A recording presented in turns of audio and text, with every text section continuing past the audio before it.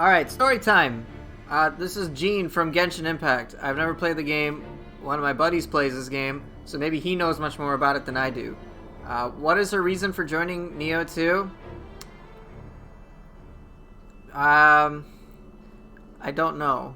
It's a mystery. Let's go solve that mystery. Okay. Okay. Mystery solving time. I don't know the story either. Whoa. Anyway, if you want to see the look, there she is. Pit Viper robes, I was Brave Demon Hunter, or no, the one that Yorimitsu wears for the gloves. Scout's waist guards, Yamabushi boots, and, you know, no mask. She lost all her memories and woke up in a new world? Exactly, that's why it's a mystery. So this is gonna be her trying to find out her identity in this new world. So yeah, this is what we came up with. Alright, Assad, what you want?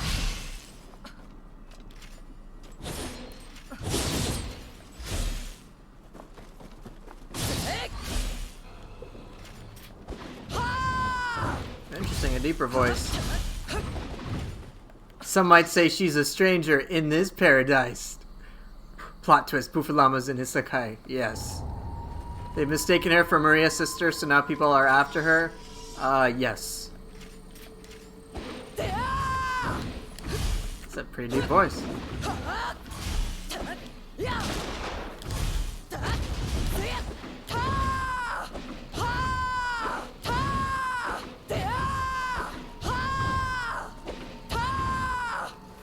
Alright. Nice. She sounds like she's non-binary. I mean, I don't think that applies here. The screams never stop. Alright, Assad, I need to know your setup. I don't remember it off the top of my head. I know you use Onryoki and Ippon. I think you use Kasha as well. I think you use Baku. Weapons, fist, and split staff? Okay.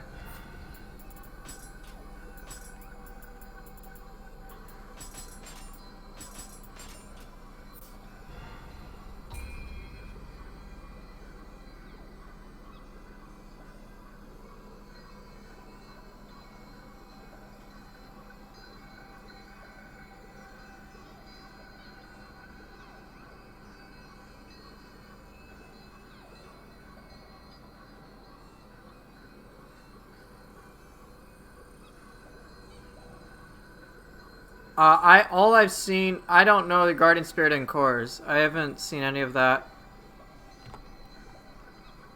Unless I missed it. Yeah, all I see are your weapons in chat. Yeah, there are plenty of women with deep voices. Just like, I'm a dude and I have a fairly... Bro's not so serious. No, man, everything's serious. Everything is serious in this channel. Especially you guys insulting me. It's hard to tell when people are joking, when people are being facetious, just with the medium of text. Alright, Baku's primary.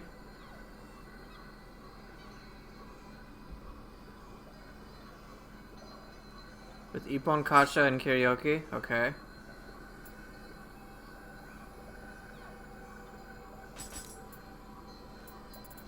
It's a prank gone wrong, yes. Kasha, Onryoki, yes. Okay, so...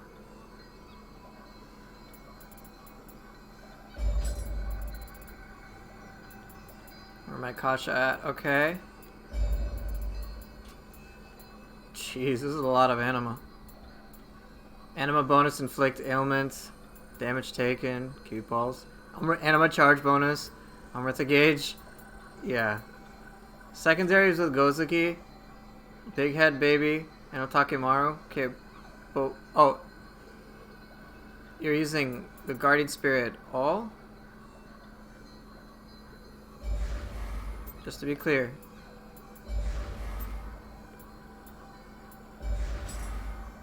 Gozuki, Konaki, Gigi, and Otakemaru.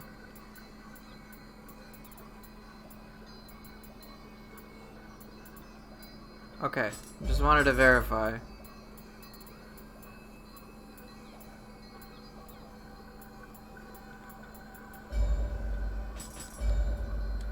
Jeez.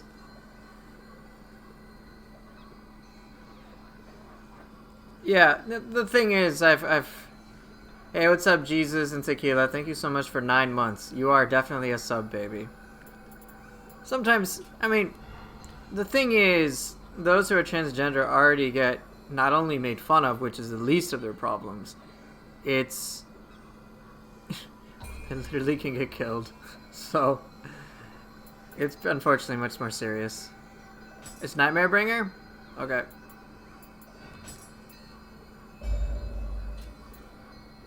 Okay, Nightmare Bringer, Gozuki, and then Konaki Gigi.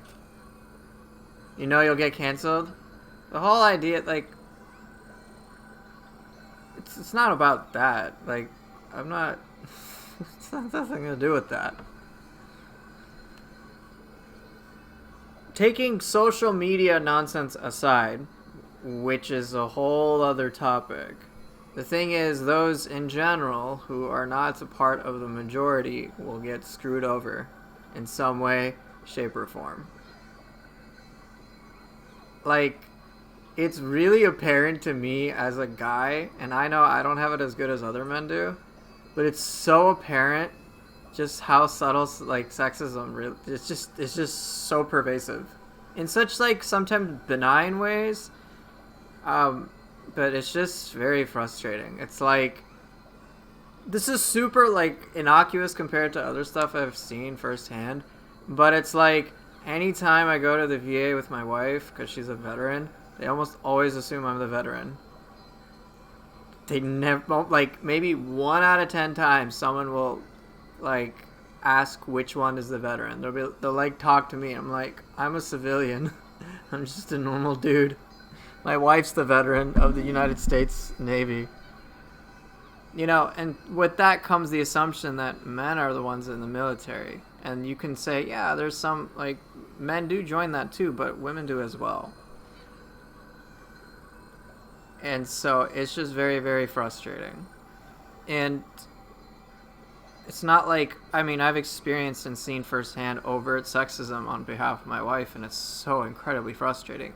But even simple, benign things that, like, they're very, very, very subtle. Or even racism can be really subtle too.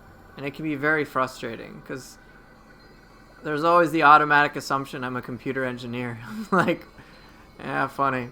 I did go into mechanical engineering, so it's not, like, that bad. But I know, like, my brother got it a lot, like, computer tech geek or whatever. And it's like, okay, the dude's, like, a defense attorney now. Makes buco bucks. Doesn't really fit. So as opposed to, say, evaluating a person holistically and giving them a fair chance, all of a sudden all these, like, preconceptions and assumptions just come in and really just cloud people's judgment. And again, I'm not talking about overt stuff. I've dealt with that a lot too, but it's like, yeah, that guy's a dick, or this person's being a complete asshole, like, you know, whatever. But it's more frustrating when it's, like, closer to you with people that you know, and you're like, really? You're having this dumb bias that totally jars the entire, like, interaction I might have with you? Stuff like that. It's just not very rational. It's not rational, it's not open-minded, and it's frustrating. I'm not talking about, when I talk about this stuff because I want to at least encourage people to deconstruct and really challenge themselves, as opposed to just accepting whatever the status quo is. Because doing that and just accepting the way things are can allow you to not, I guess, grow. And we need a lot of growth. I also try, even though I'm on Twitch here, which is social media, I've made it a point to talk about why it's really important to not evaluate things based on social media. And I've repeated this many times, in which I'll say, think about the people that are the most active on social media. Who are they? How do they have this much time? What are their lives like? Like, I'm trying to get you to probe what that situation is about, what's going on there when they're constantly, like, blasting Twitter or whatever. Like, I don't care for it. I don't have the time for it. When I used to put in a lot of time into that, it was just at a great cost to me personally. And so once I realized that, like, look, I'm spending all this time and energy on something that's basically providing me not only no value, but it's making things worse. And then it's like, oh, I can just step back. I can touch grass. And I'm like, yeah, life's fine. My life is really fucking good. Are you kidding me? It's like, I am blessed with my family. I don't have to, like, it's so crazy how social media for some time distorted the way I saw things. Because you just kind of get sucked into, like, having these pointless-ass conversations about arbitrary things. For video games, by the way. This isn't, like, politics or anything. I'm talking about just, like, video games. Politics is a whole other fucking mess. But it's like, I would spend so much time, and I just wouldn't be, like, grounded in what I actually was experiencing. Like, my life, all things considered, is pretty fucking good. My wife and I never have to worry about being homeless. Ever. Ever! We can sit on our asses and do jack shit. Everything taken care of. We have all our basic needs taken care of. And we can do nothing. We can do nothing. That's pure fucking luxury, man. At least in my book. Like, that's great. I have a happy, stable marriage with my wife. I'm blessed with my cats. I'm in overall good health. That's great. That's fucking privilege as fuck. Alright? But, like, spending my time on social media is just, like, taxing. And it would just, like, stress me out. And I'm like, why? I don't give a shit about this, really. Why am I spending time with it? And I'm like, alright, I got some personal issues. I'll go deal with it on my own. But fuck social media. Ironic coming from the Twitch partner. But yeah, so it's wonderful. Oh, how? Oh, it's because of my wife's military benefits. I'm very grateful to her for that. But yeah, she did her time, she served, she gets her benefits as a result. But yeah, it's just like, social media totally distorts the way that I've seen things, so yeah, I just don't engage with it anymore. Because what's the point? Why stress myself out? When I can stress myself up with Nioh.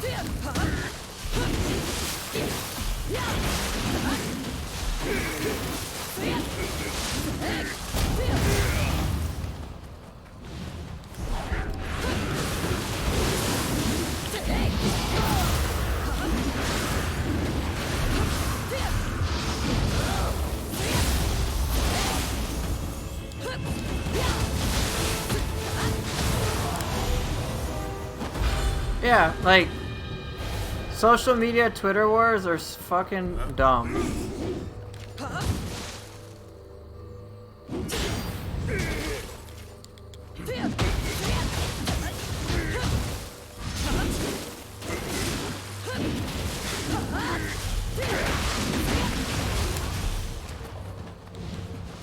It's, again, social media is a waste of fucking time.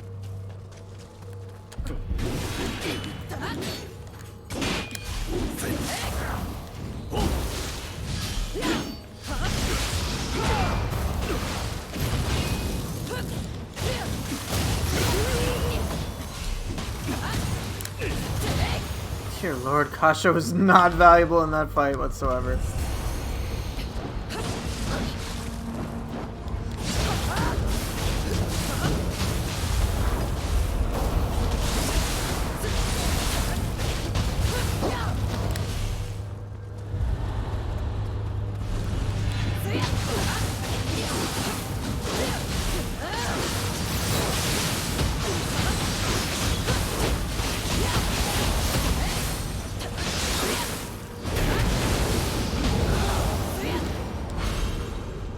Prosperity problems? What the hell does that mean? I'm not trying to, like, denigrate people for... Anyway, just... All I'm trying to say is take social media with a grain of salt. It's not that important. Especially people blasting opinions and not providing actual value.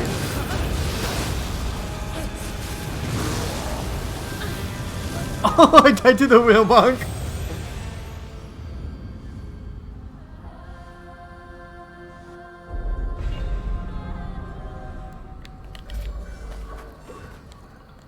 I think you probably missed your comment about this character looking like Wang Yuanji from Dynasty Warriors.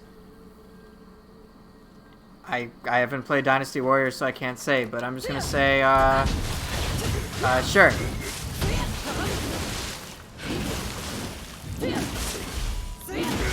Look it up, it's uncanny. Alright, let's take a look. So who'd you say? Wang Yuanji. Wang Yuanji?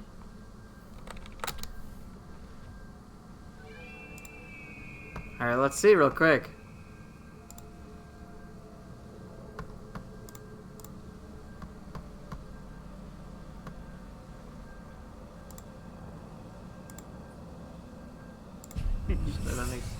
Oh shit, I'm under attack, hold up. Yeah, I guess it kinda does.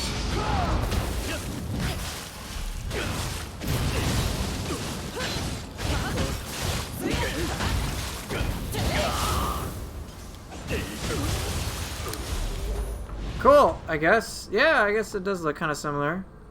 I can see why you'd say the resemblance is uncanny. Definitely a lot of similar color schemes.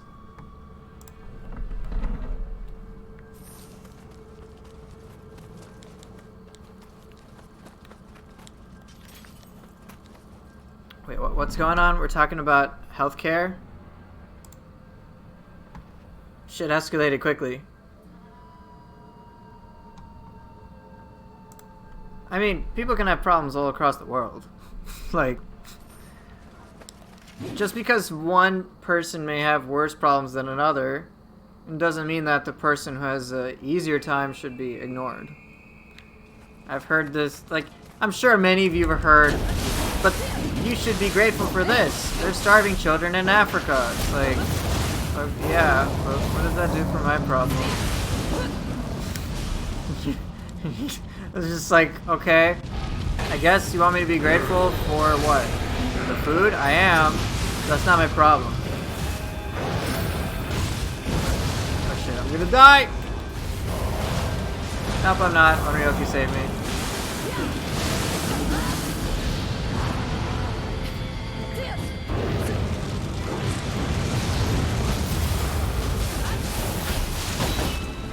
I need help. Oh shit, I definitely need help.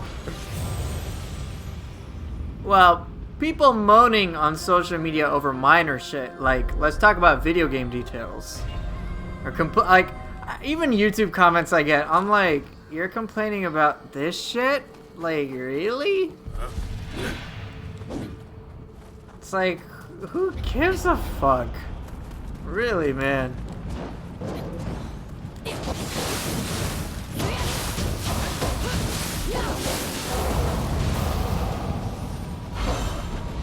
I don't think it's necessarily, I mean, the reason for people having time is irrelevant to me. It's just they have the time.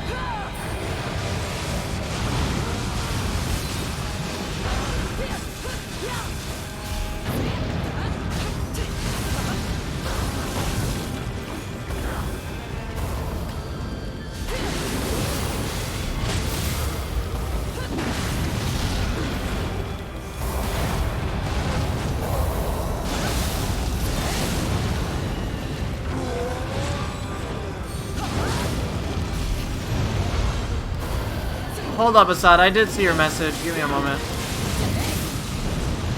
I still have to evaluate.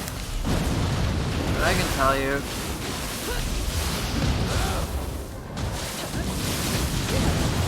God damn it, man. How do I die to this shit?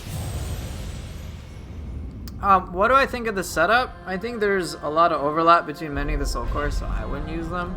Fist and staff are really powerful together because the zero key combo potential is insane.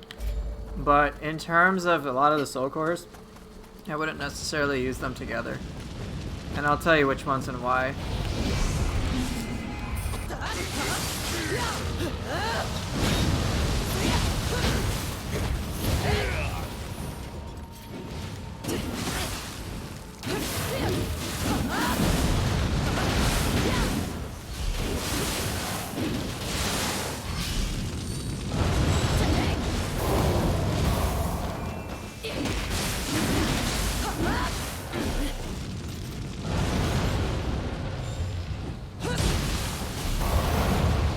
No, it's okay, Assad. I understand, and I'm sorry about the whole iPhone Twitch business.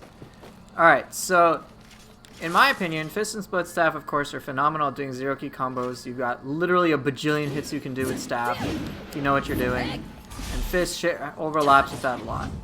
So your weapon key damage isn't gonna be a problem.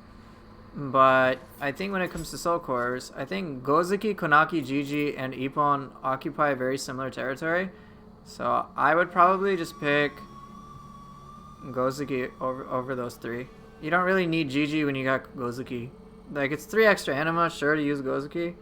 But Gigi is like, I just don't feel the need for it. It's like, well, I guess I can get close to a target and bonk them for a little cheaper. Or if I manage my anima better, I can just smash head on into them and fuck them up anyway. And then, of course, if I'm using Gozuki, there's basically no need for me to use Ippon, like, at all. What is nice, of course, is the overlap between the Yokai ability damage for scorched enemies, so I suppose in the passive sense it's nice. But Kasha is one of those cores that's pretty handy against Yokai. But against humans, it suffers. Onryoki is great against humans. Nightmare Bringer and Gozuki, I mean, I don't know.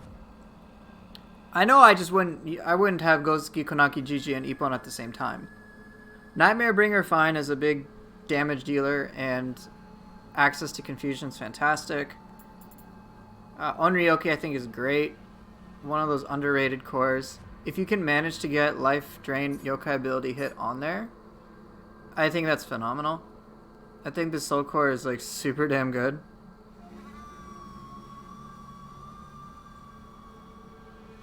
What would I use instead, if you wanted to know? One thing that you're overall lacking is range. The only Soul Core that has some range to it is Gozuki. You can technically say Nightmare Bringer and maybe Kasha, but for the most part, all this stuff is very suited for you staying up close and personal, which I saw with your build that it worked out pretty well. But I think, for example, instead of Ippon, since key damage is not an issue when you have Gozuki, you could do something at range, like Fuki. Fuki would be great. Same amount of key damage, but you're far away. Don't gotta worry about that.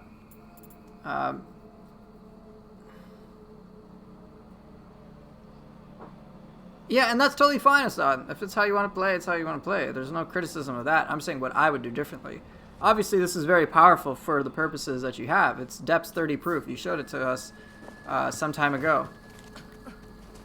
But I can just tell you, in my like couple of minutes playing this, I'm pretty much like not using the soul cores because I'm like I don't feel the need to.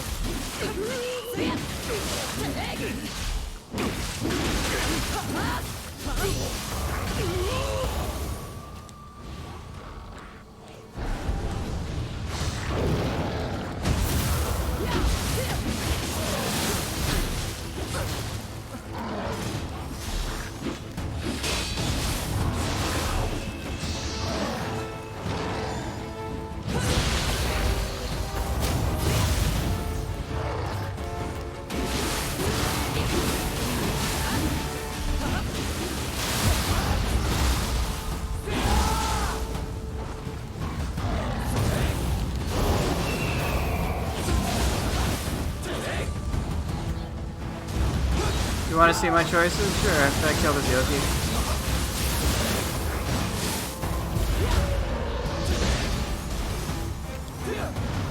Oh, come on.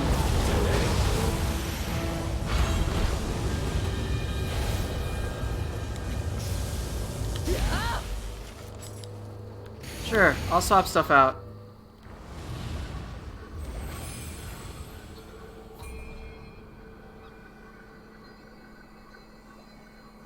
Right, that's what I agree with you, WB. Ranged options, AoE options are great, but we already have area of effect with Kasha and Onryoki, so that's not really a concern. Kasha, you know, you can throw out in a combo with it, which is great, especially if you're zero-key comboing. But yeah, I definitely don't need Ippon, so Fuki is pretty solid. Great choice, in my opinion. Ranged key damage? I mean, that's crazy.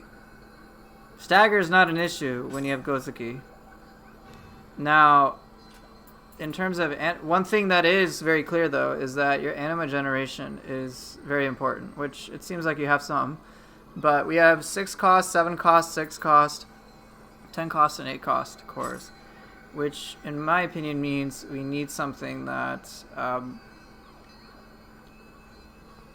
that can be low cost and something we can more or less rely upon. So you were thinking something more in line with Benkei or Lady Osakabe? Big all-around area of effect. Those are handy. I was thinking of Seto Taisho. So in evaluating the setup, you have pretty much anti-yokai things. Onryoki is good against humans as well. But I'm thinking about the scenarios in which enemies block. And Gozukis and Onryoki are really the only ones that work. So perhaps it may be valuable to work with something like Dweller.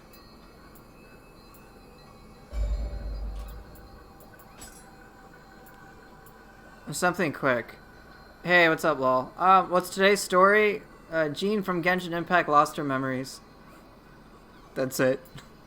Try to get him back.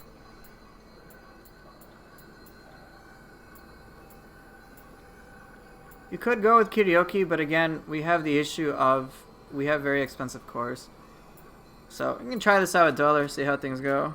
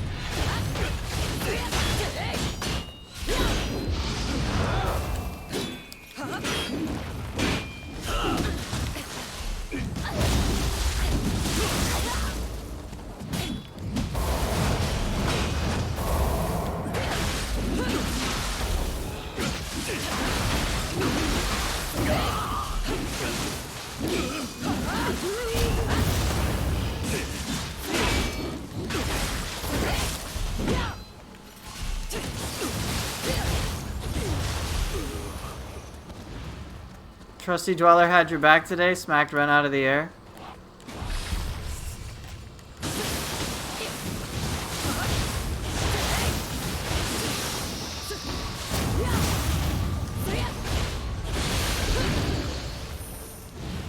Are we Elf Monk today? I don't know who we are today.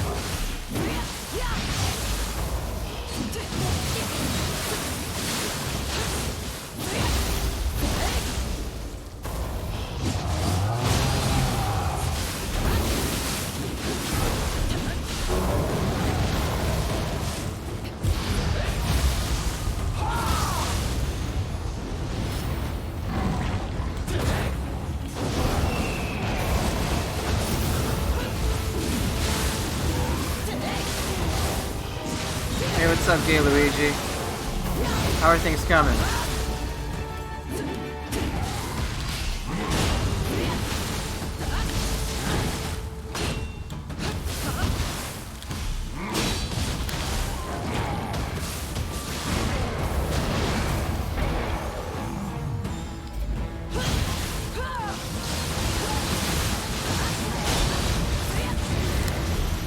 Doing good. Got more peppers sprouting. Nice. I'm doing alright. Chilling. Doing Nioh things. You know, nothing too surprising. This reminds you of Zelda? Interesting.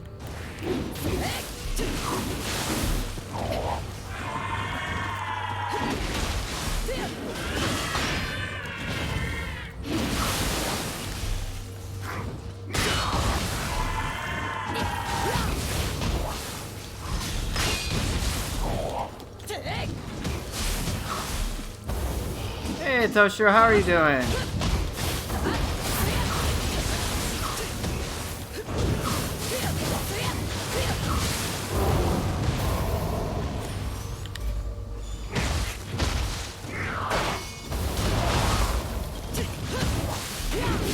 You're not good. What's going on? I mean, I'm doing okay. I'm worried about you now. You said you're not doing good. That's one of the very few times you've ever said something like that. If ever. Now I'm worried.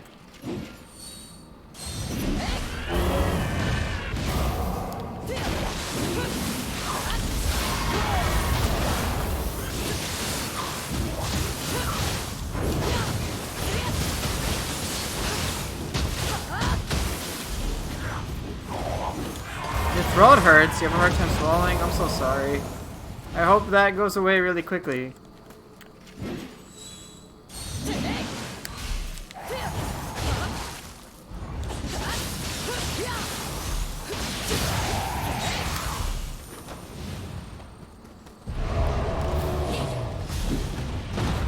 You'll test yourself? Well, hopefully it's nothing like COVID. I hope it's not that.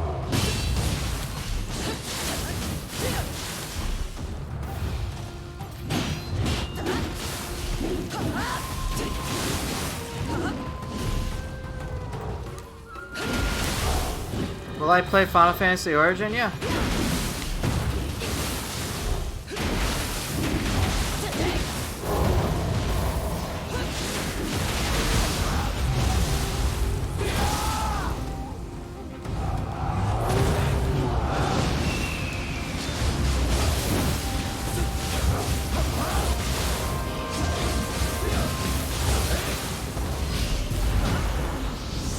Hey SK, I'm doing pretty good. What's up, Raccoon?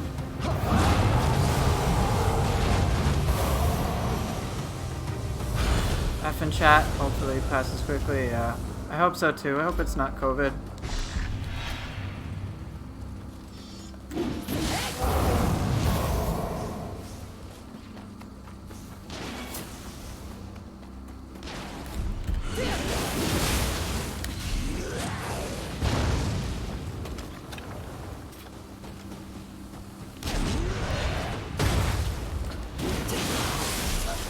What? Damn it. Got shot down.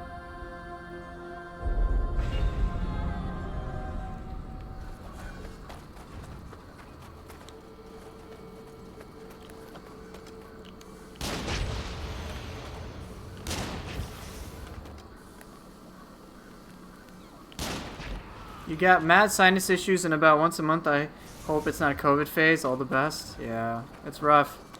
I do not want COVID.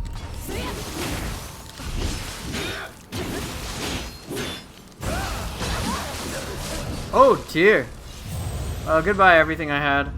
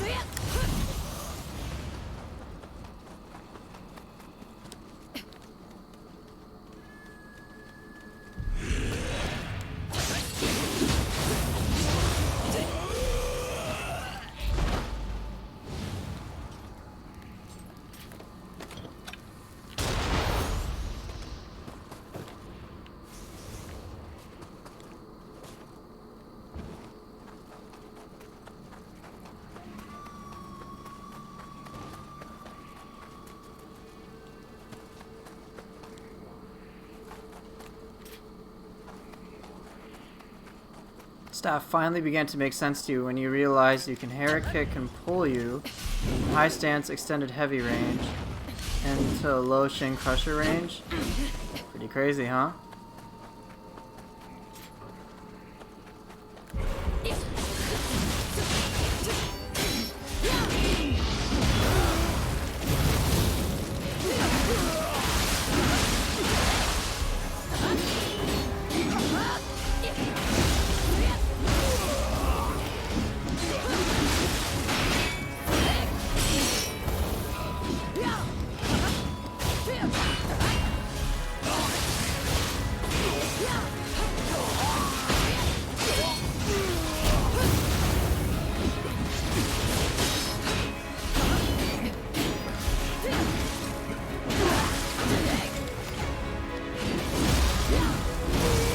That puts me to sleep every time.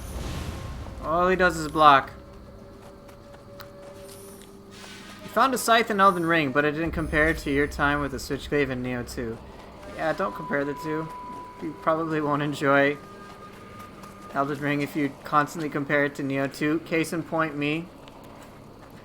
It's all I've pretty much done. And I'm like, yeah, I don't want to play Elden Ring. Nah, I don't really want to.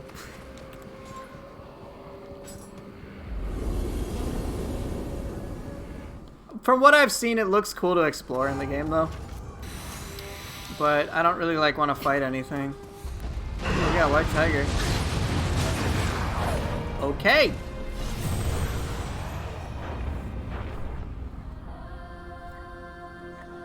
Ugh.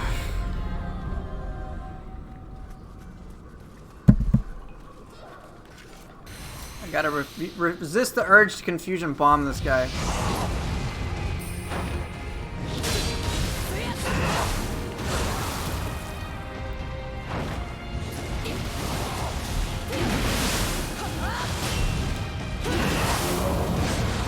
Damn, I thought Gozuki would have interrupted him. You ran a dual Uchi blade for a while. That was ultra fun. Nice. The environments in Elden Ring look pretty cool. Just like chilling, looking around and stuff.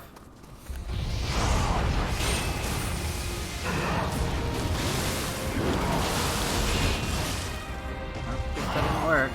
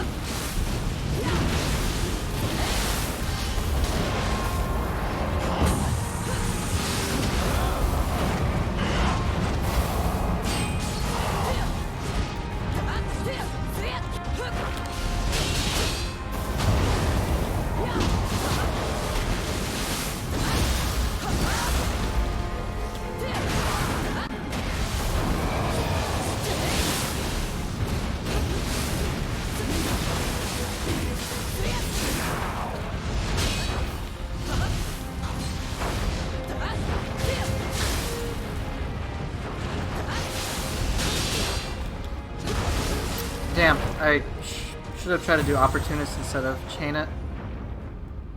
White Tiger's telegraphs are pretty difficult, but there is a certain tell. He's just so fast.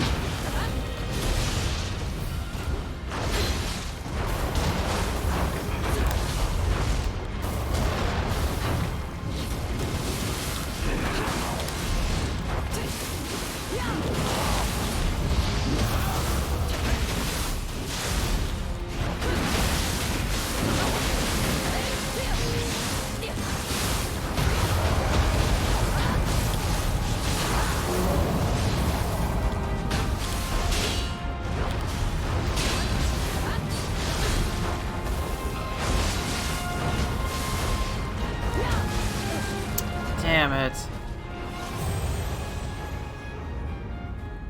Fight's a lot more fun when he can actually fight. I can tell you that. If I can confusion bomb him though, which I'm avoiding, it's not nearly as fun.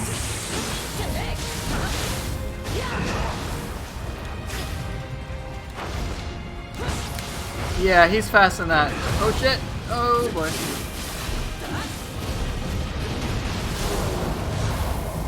Hey Azura.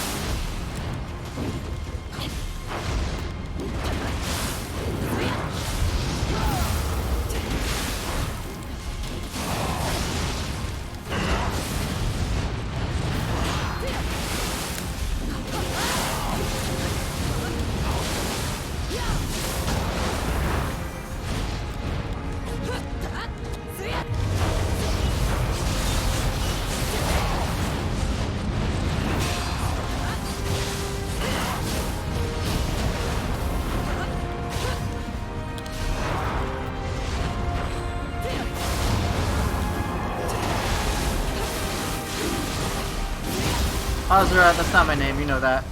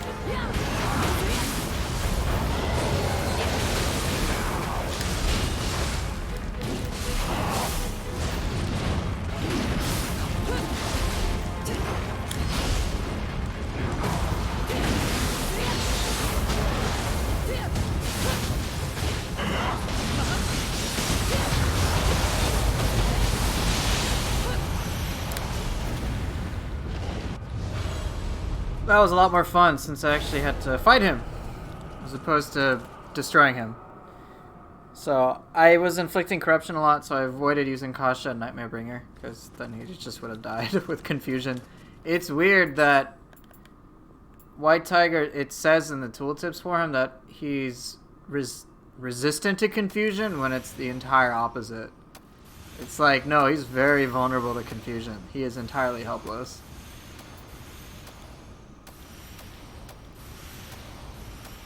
But yeah, Dweller is really good. And if you didn't know, it is really powerful. It's low cost, but great. F Extra Life says that? No, I'm not talking about F Extra. I'm talking about within the game. If you search, you know, when you look up an enemy and you see like their weaknesses and resistances, White Tiger's resistant to confusion. I'm like, no, he's not. Yeah, no problem, Assad. I don't know, again, if those weaknesses and resistances have hidden numbers. That wouldn't surprise me. But it is like, yo, this is White Tiger resistant to confusion? No way. Like, when I fight Lightning Gods of Yomi, she's very much resistant to confusion, and it shows. But it doesn't apply to, like, it doesn't apply to White Tiger, which in my opinion kind of really makes the fight that much. It makes it way too, I guess, swingy. Because White Tiger having low HP makes sense, but the fact that he can be entirely neutered is just too much, in my opinion.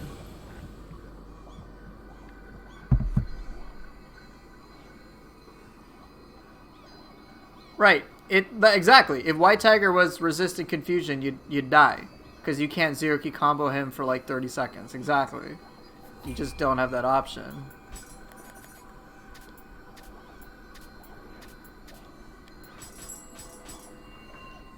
But yeah, I try to focus more on weapon play, show you the value of Fuki. Fuki was very handy. Onryoki was great. Gosuke, of course, was nice when I could pull it off. But yeah, trying to use different things.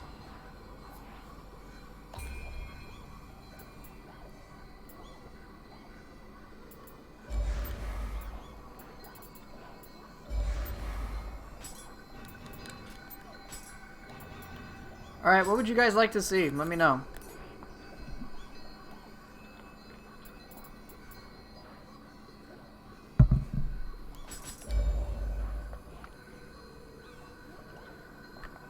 I think some... Gaki? Team Ninja teaches us wrong on purpose as a joke. Exactly. Yes. Gaki? You know what? Fine. I know you're shitposting, but there you go. There's your Gaki. Be happy with that choice. Oh, this is gonna be dumb. This is gonna be so dumb. I'm loving it. Nurikabe, Gaki, and Yoki.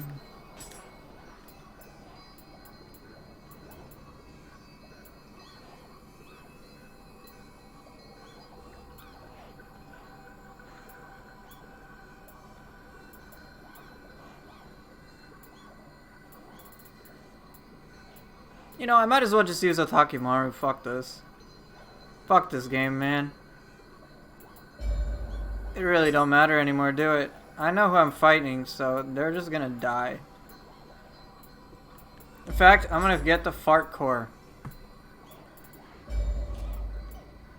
I don't give a shit. Tesso and Gaki, you guys get to have exactly what you were hoping for. Let's get the axe up in here. And let's just be dumb. Let's get Odachi. Screw this game. Let's go. I don't give a shit.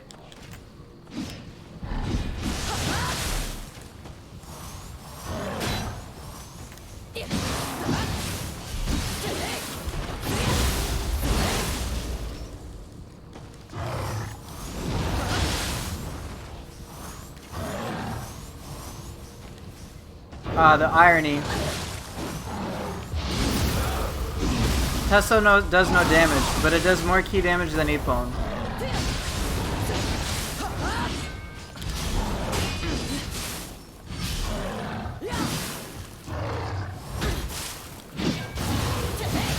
Tesso's debuff does not count towards confusion.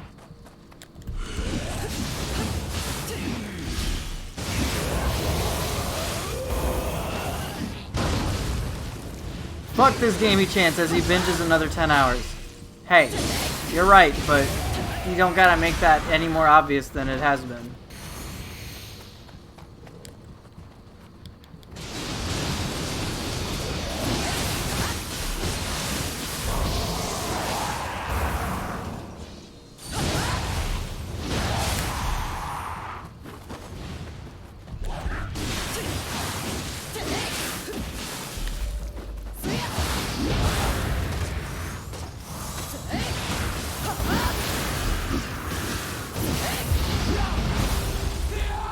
It's okay, bro. It's how you operate on your favorite games.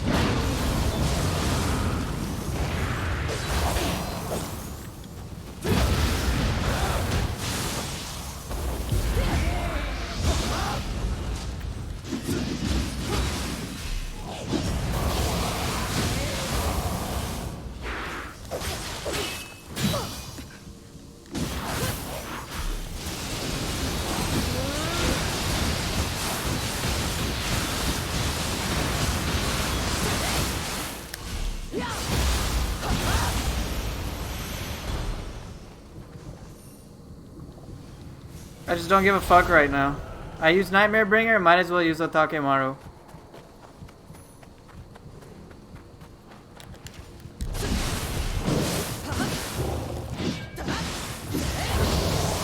Indoor Otakemaru is questionable. So is me playing this game after so long. But who cares? I got the anima to spend, it doesn't matter. I can get it all back.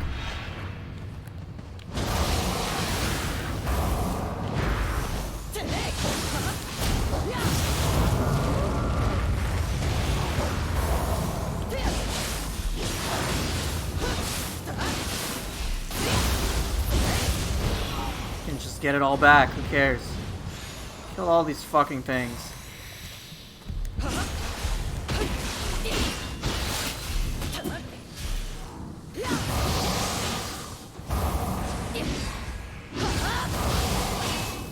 God, you're such a prick. You know that, right?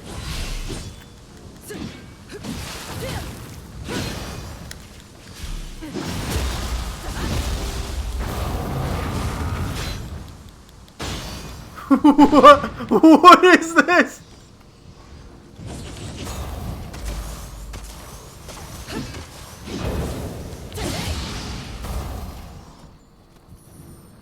This is so awkward, dude.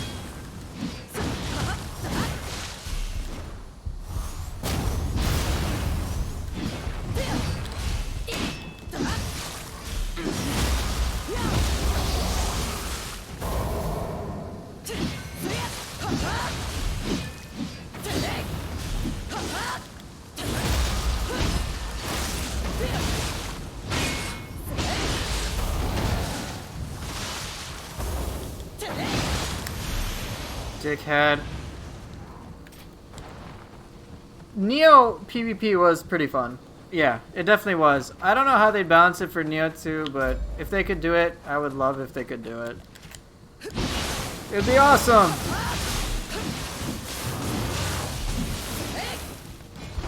Give you some stinky.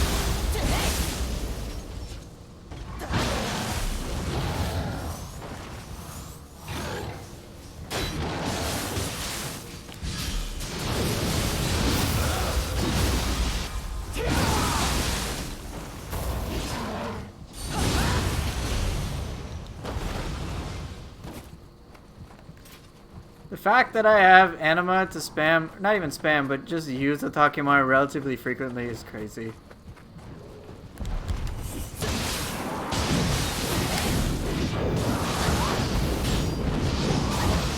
That burst attack still trips me up.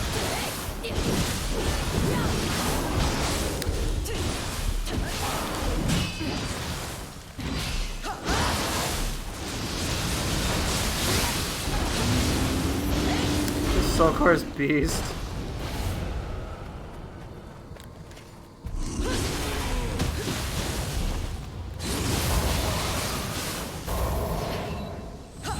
Yeah, I can't imagine having to balance PvP with all this. It's just overwhelming, man.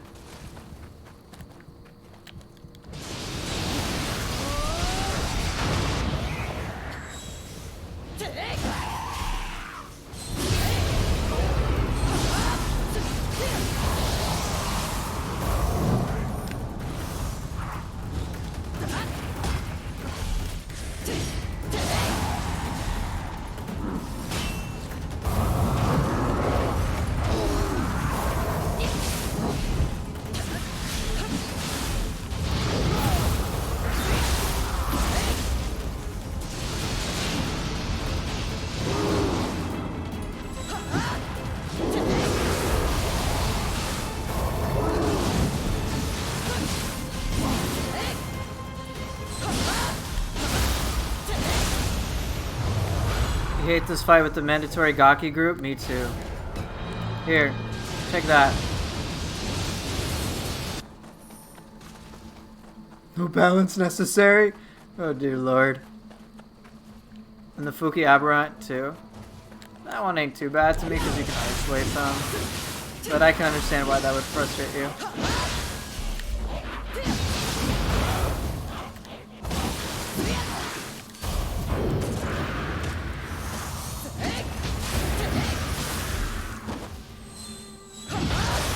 Every weapon is broken in their own unique way, yes.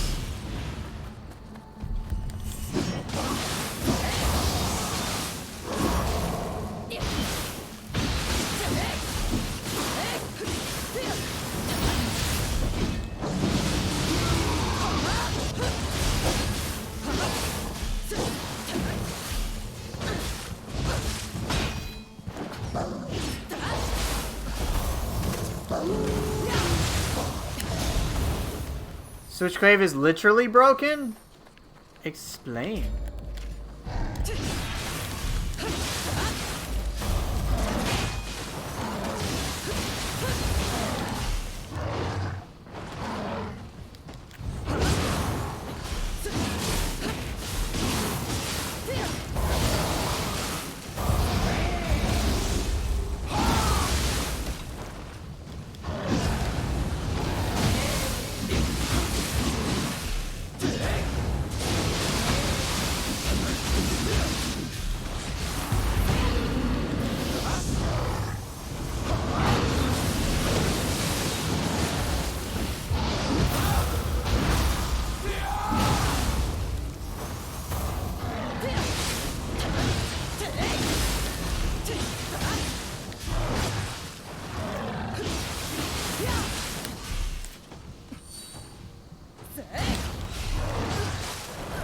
Oh shit! Damn it!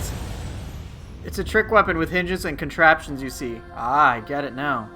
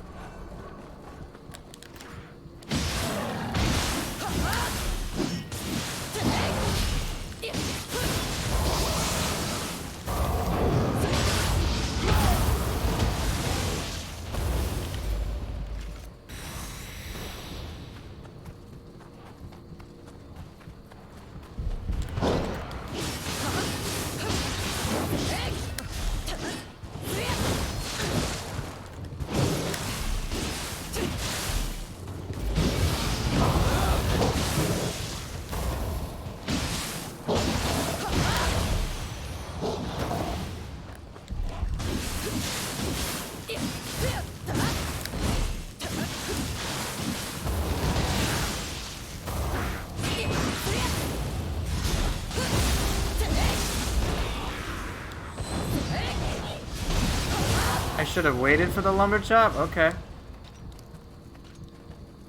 Knock it down, please.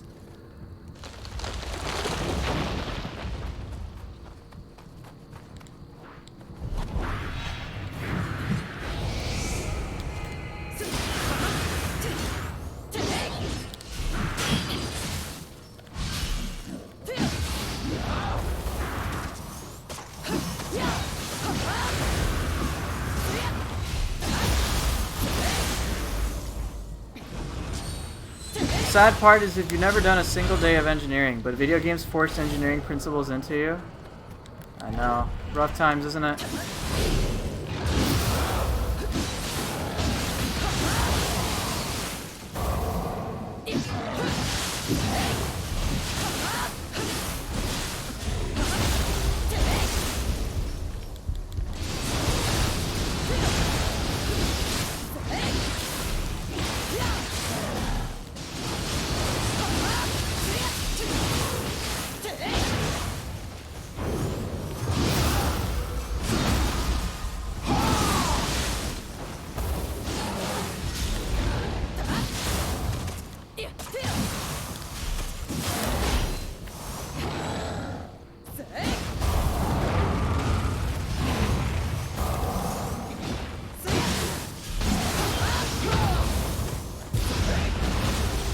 Hey, what's up, Soulsborne?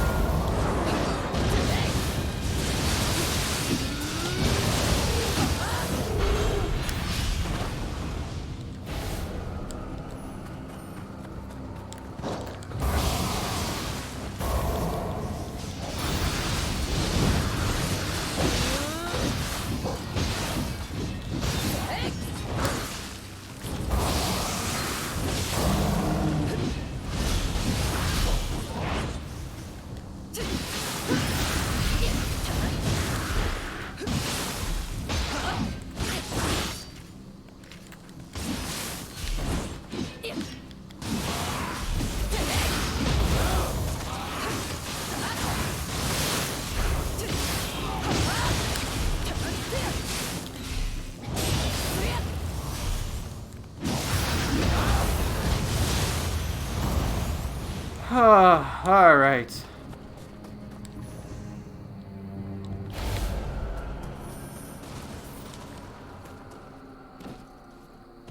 Yeah, I can't use a Takimaru. I stop paying attention. That's really what starts happening.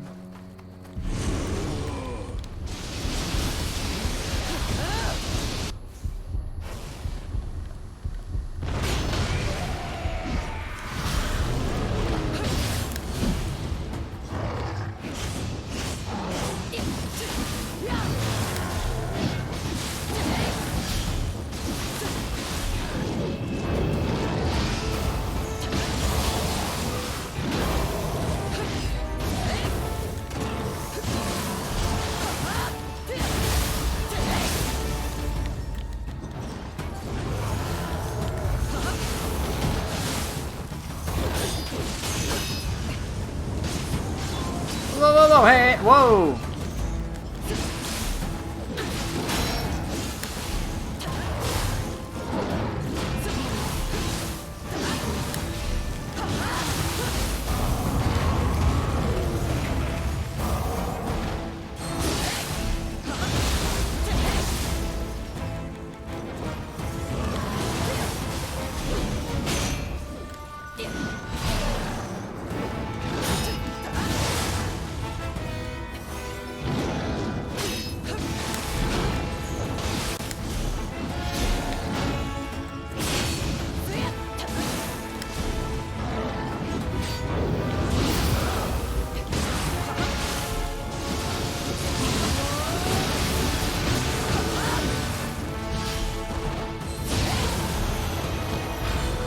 Fight, I guess. Dude, Fuki is scary.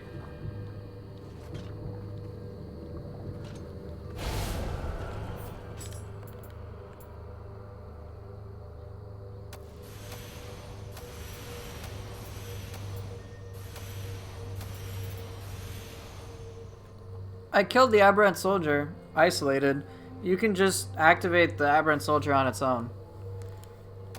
Then kill it. That's what I do, so I don't have to fight both at once.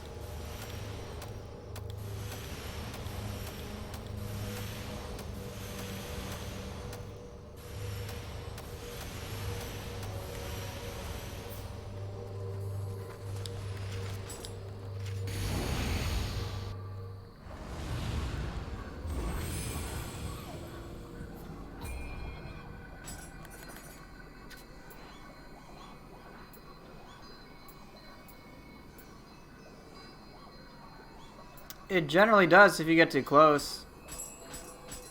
But you can pull one. That's why I'm very careful about my approach to it.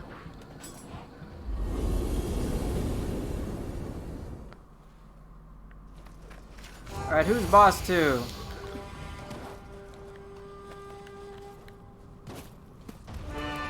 Oh, give him a good old fart.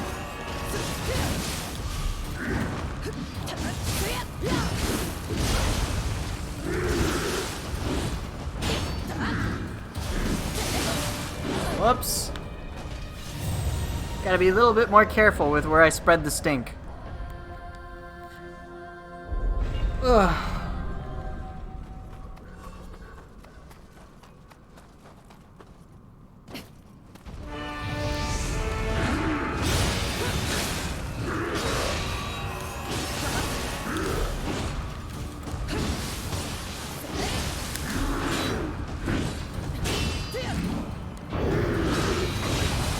Okay, I'm trying to combo with it.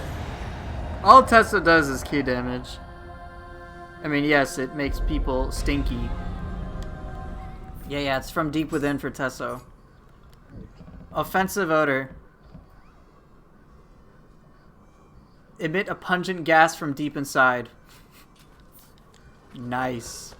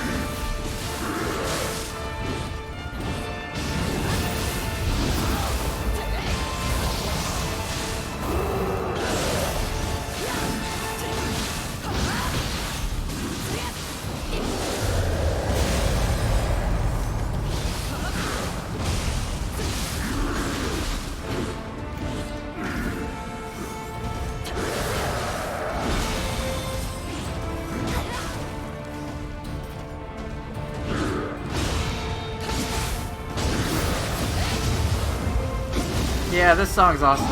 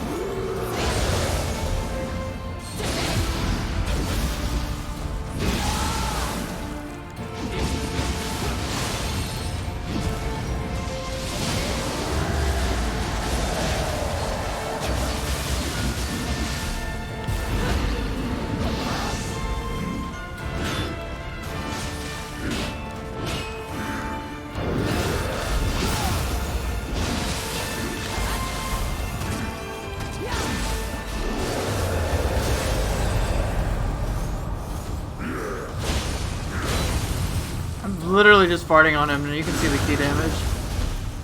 This is just a meme run right now.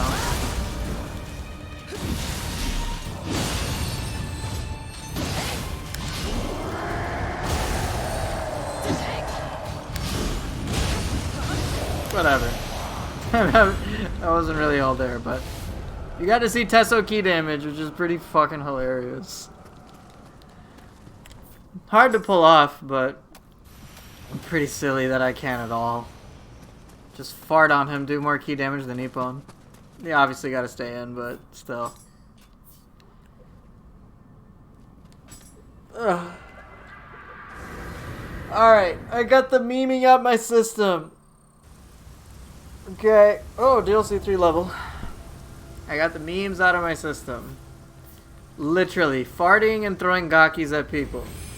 There's enough of that.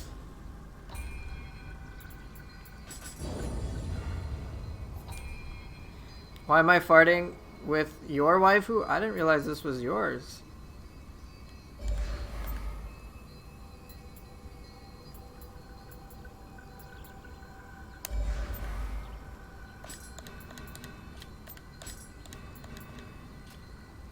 Can we see Kame Itachi? Yeah, sure.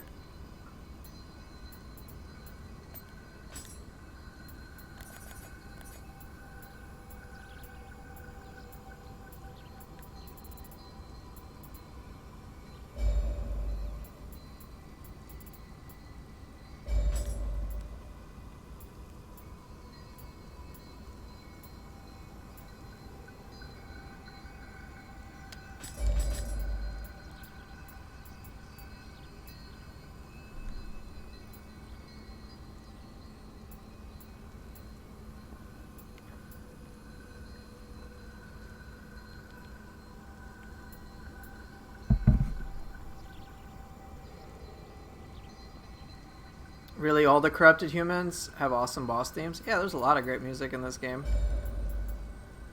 It's pretty damn awesome.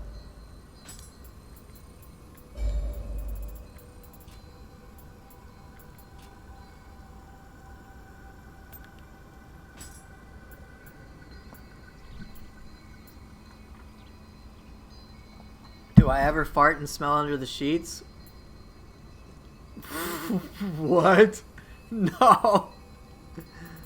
What the hell, dude?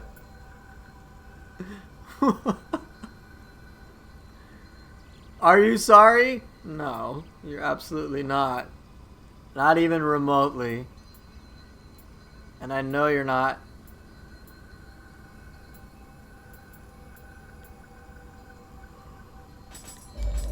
Nioh letting out some info here? Yeah, very clearly.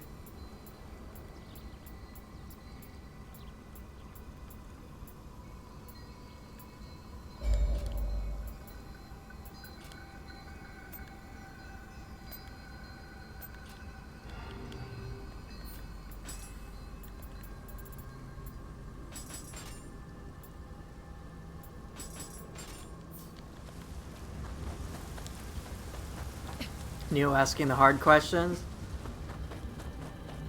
I mean, yeah, sure.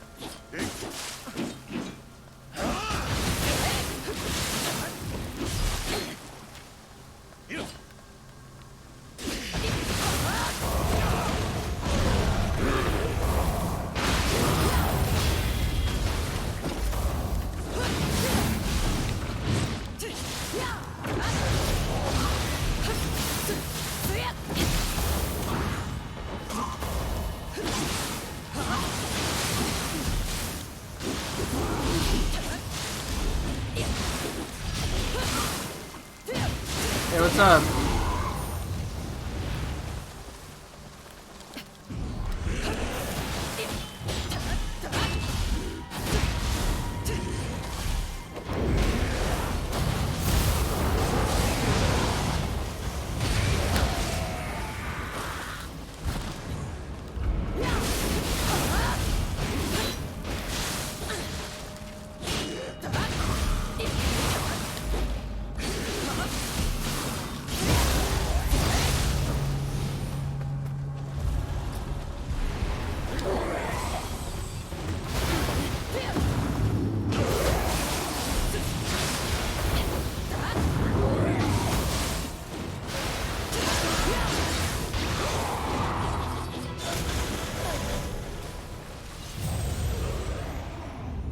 The feral burst counter is crazy shit. Saved you like 1,000 times today. Yeah, it's awesome. Is there anything I don't say isn't awesome? Oh yeah, I say Nioh needs a rework. That's my nice way of saying please fix this shit.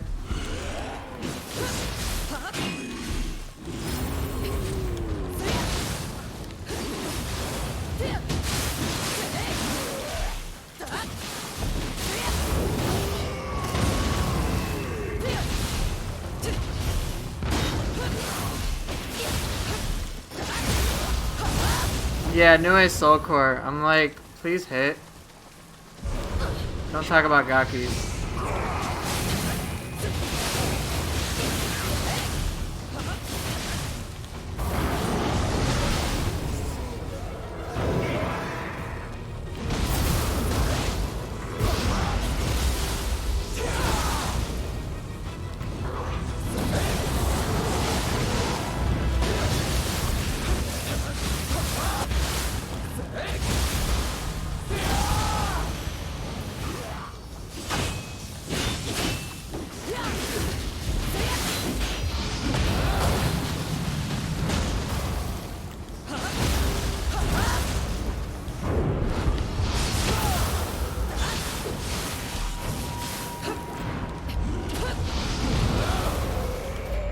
If I could fix stuff in the game, I guess what would be a wish list?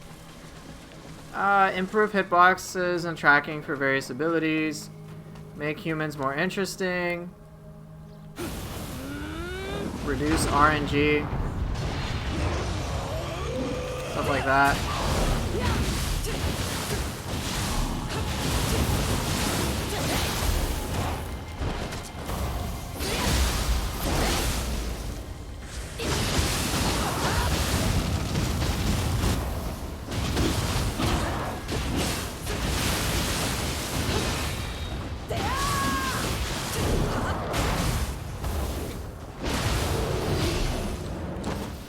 Yeah, Kamitachi is great.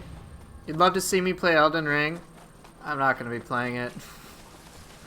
I keep watching footage from other people and it doesn't interest me enough to play it. It's cool, but not my thing.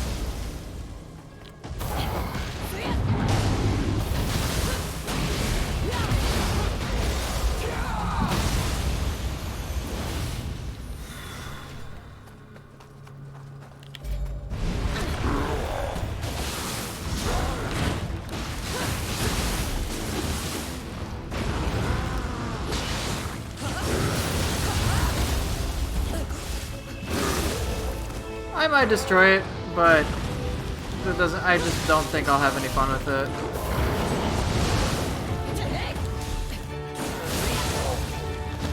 That's literally just. It's just like, yeah, I'm sure I could destroy it, and it might be enjoyable for others, but it won't be fun for me, so I'm not gonna bother.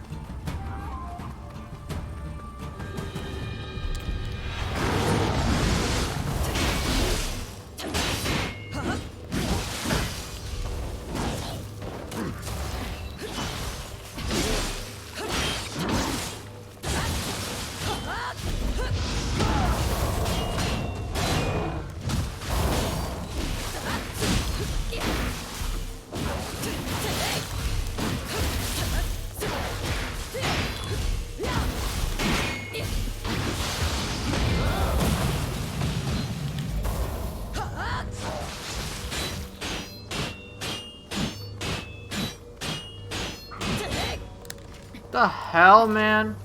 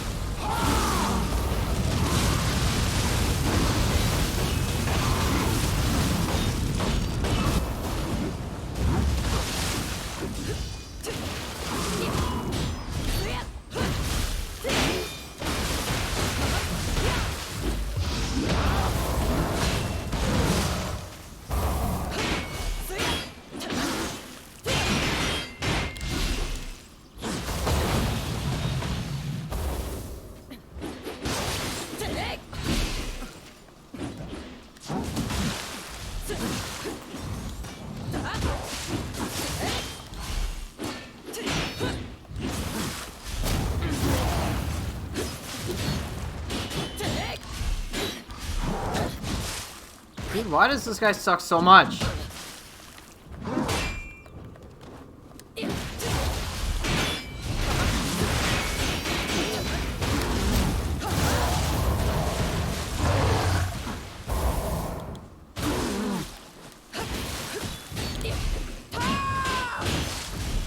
I'll just do Storm of Strikes on this shithead if he's just gonna block.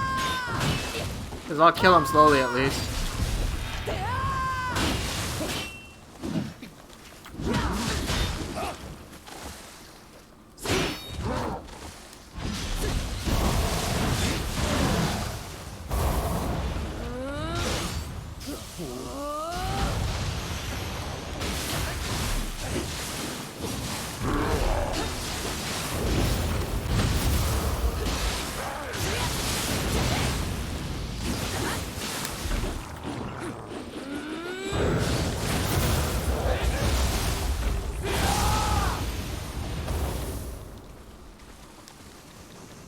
This guy sucks. I'm glad he's dead.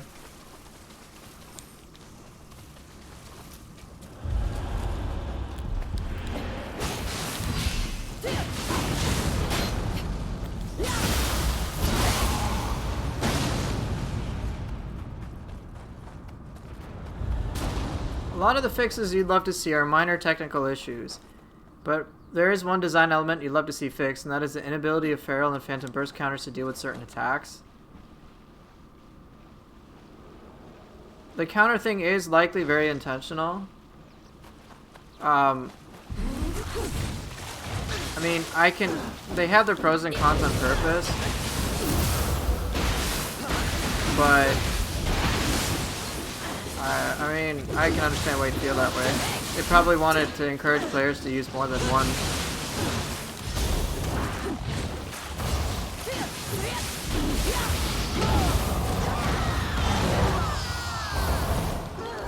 I mean, I switch between my Guardian Spirits frequently. I suppose they could probably find a way to like make it so that certain burst attacks can be countered by Feral and Phantom, but it's like really, really, really, really fucking hard.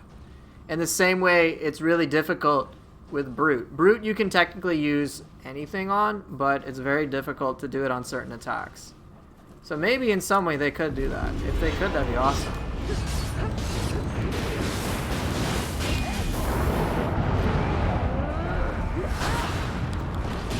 I would love that.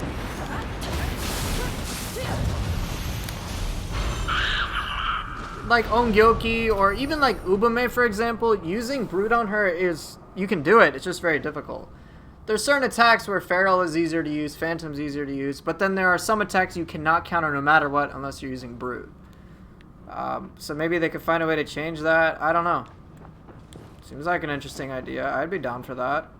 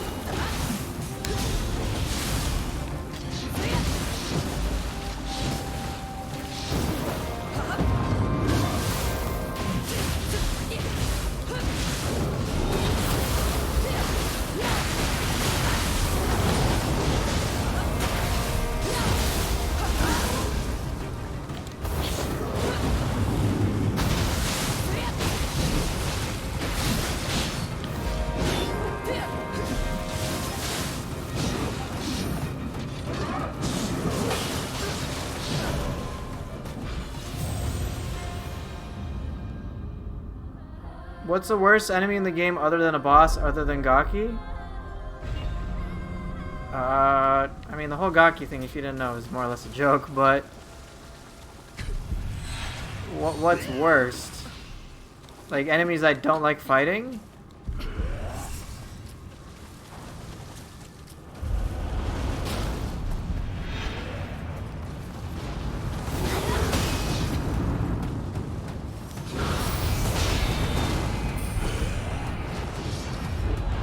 Is there PvP in this game? No.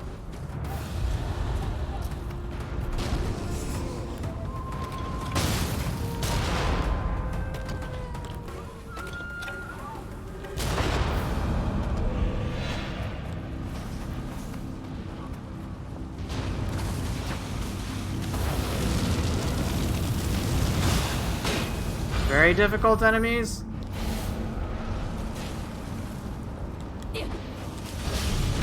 I generally don't like fighting human, revenant, glorified ones.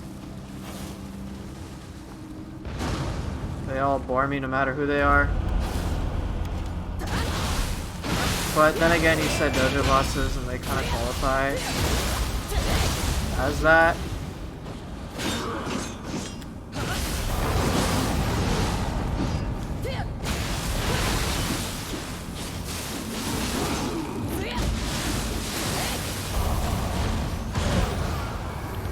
I don't know. Let me think about that.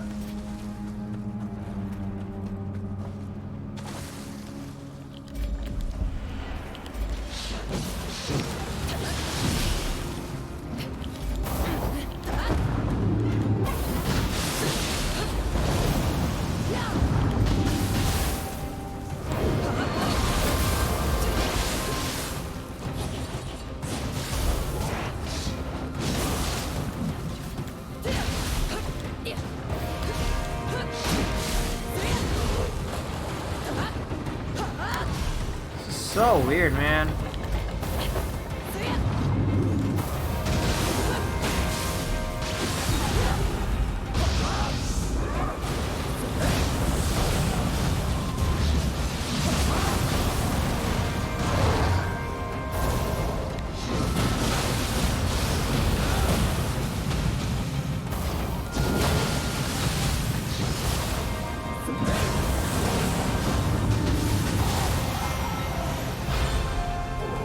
You're talking about Fuki, right? I like Fuki. I mean, but most difficult though? I don't know if I measured that anymore. For me, Fuki is challenging. But most of the basic enemies, most of the normal enemies don't really stress me out. And the enemies that get to me are the ones that I find to be irritating. Not necessarily because of difficulty, but just from something like they block a lot. So many players don't like the crabs for that reason. I don't really care about fighting the crabs either.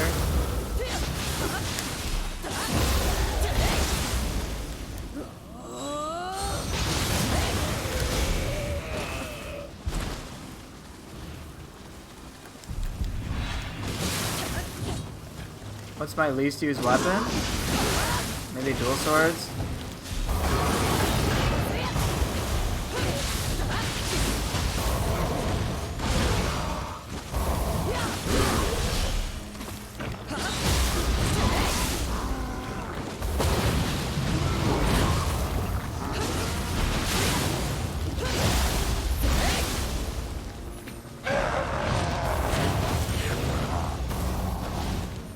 Probably dual swords. Why is it? Because it doesn't have the most skill variety, so I kind of tune out playing it.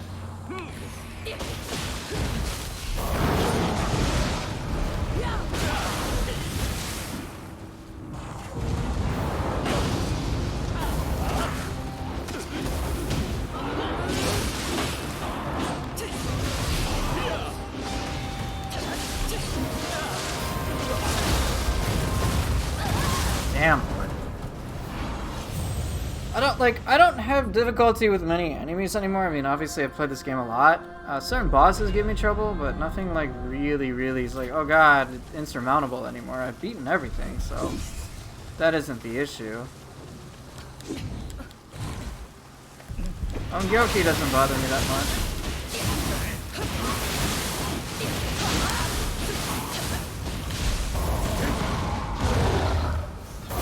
That's right, I have issues with chat. Oh my god!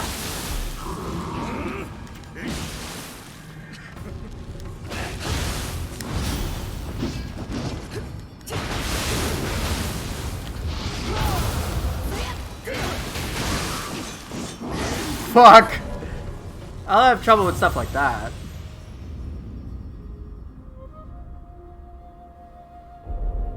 Yeah, I'm using Kamitachi.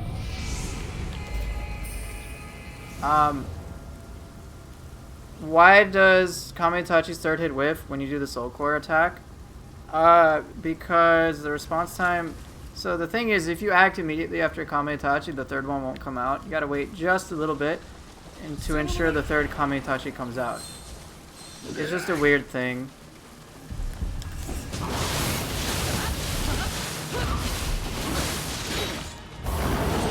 Yeah, just wait.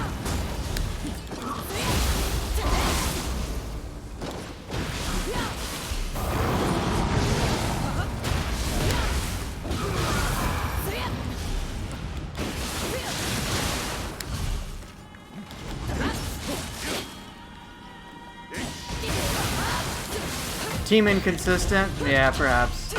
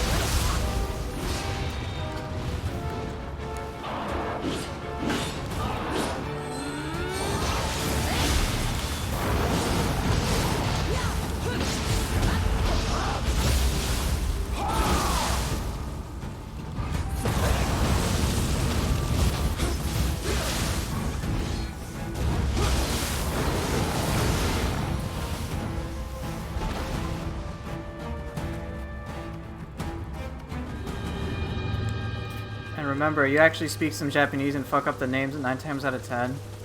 Well, Nioh's just a crazy game. All sorts of shit to keep track of. Before I go to bed, do I look beneath my bed for any Gaki? You know, can I not have to think about that? Am I farming or am I just playing the game for the sake of playing it? I'm just playing it for the sake of playing it.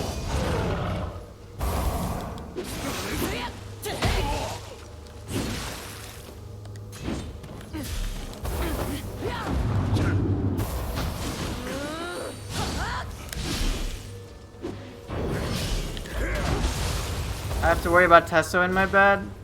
Maybe. Because I'm the Tesso. Alright? We've all been Tesso at some point.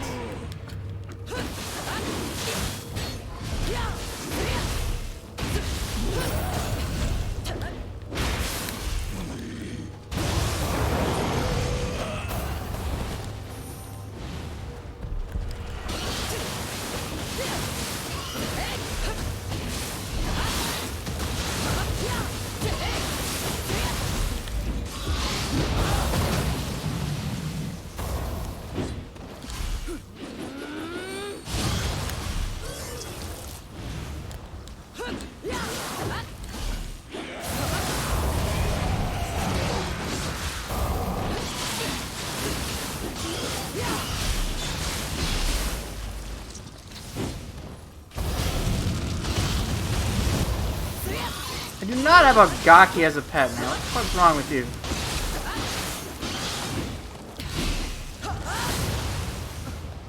Depths of the underbed? This has officially gotten weird.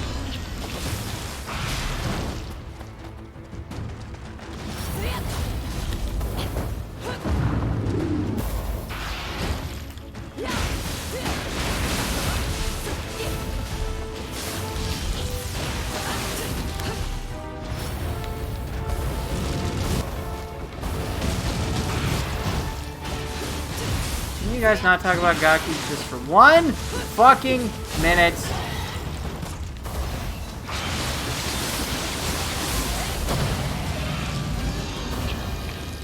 I do not need to envision my cats as being Gakis, okay?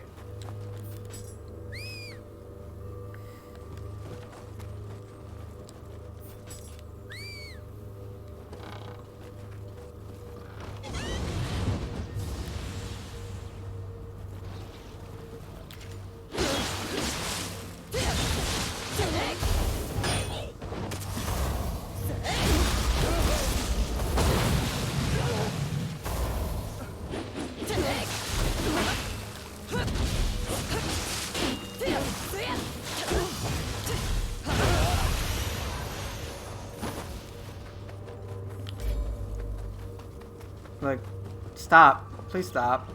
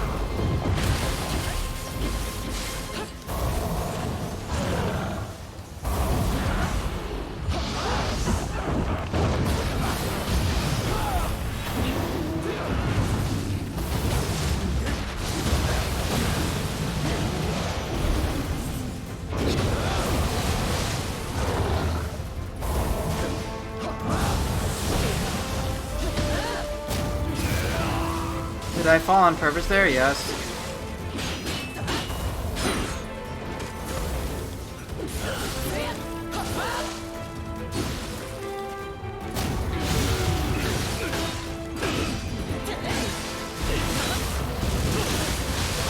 What? Man! Get out! Oh, come! Oh. That guy is going the fuck down.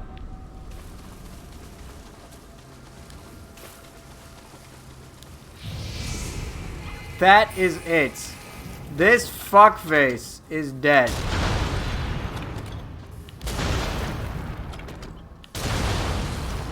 Where's your other buddy? Come here. There we go. Justice has been served. Piece of shit. What's Hellish Hag's Soul Core good for? A very good gap closer, and if enemies block, as you may have seen before, it can really punish them. So, yeah, it's very handy. And as you saw when I was fighting with the spear, the target was pretty far away, was blocking, Hellish Hag just zoomed right in, caught up. Felt pretty good.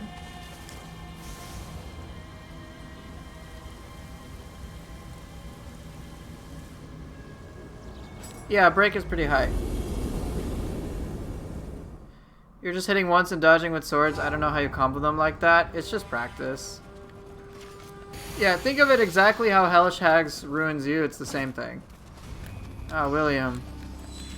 Also, his son, his name is Billiam.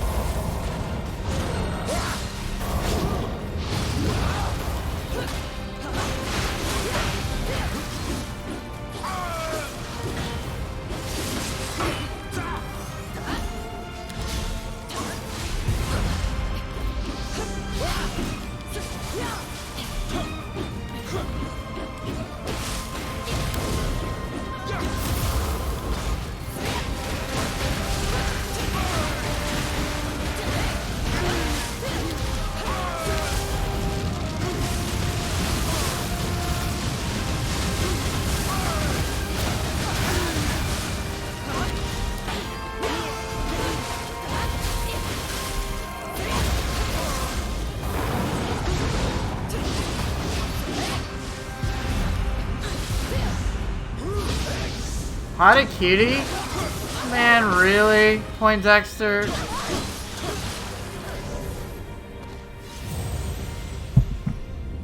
Did you know Ashikaga City has the letters for Gaki in reverse? Stop. Stop. No. Just stop. That's your welcome gift? Thanks. I feel very welcome.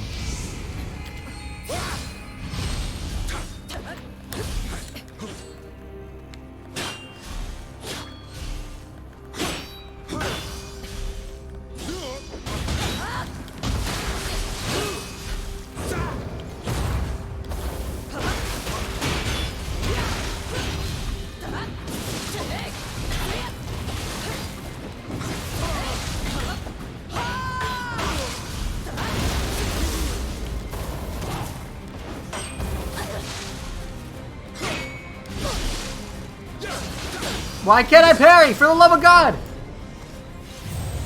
God damn it, Poindexter. I was doing pretty well, and then you fucked me over. How could you?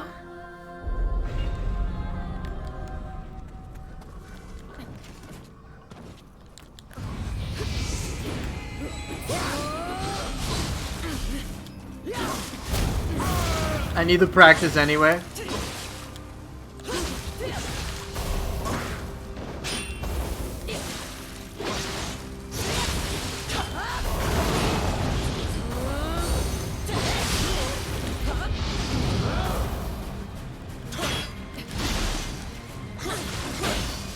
Dude! Oh, everything's going off. Barehanded stuff is just there. It's not super serious. You can have barehanded builds if you really want, but it's, you know, what you think it's gonna be.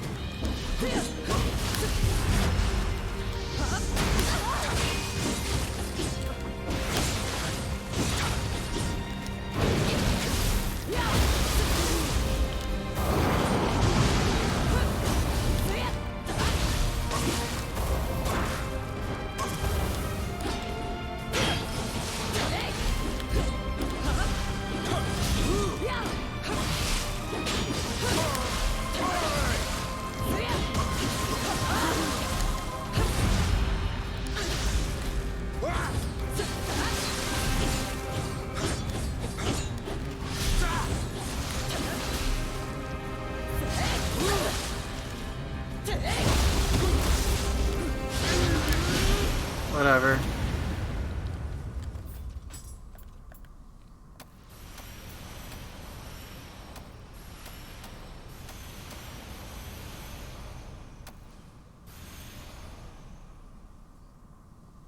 Purity is good for yokai and corruption is good for humans, right? Yes, but you can use each against whichever. Humans generally have a weakness to corruption, and yokai generally have a weakness against purity, hence why it's recommended that way. But I use corruption on like anything. Hey, look at this! Active skill damage, Guardian Spirit skill damage, active skill key damage, drop.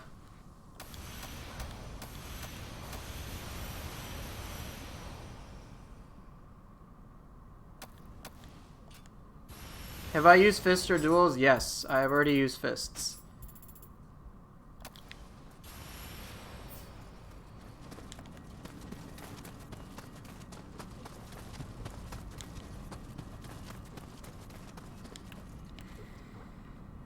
I've used Odachi Axe, Fist Staff, and now Spear Tonfa. So I got Sword, Dual Swords, Kusarigama,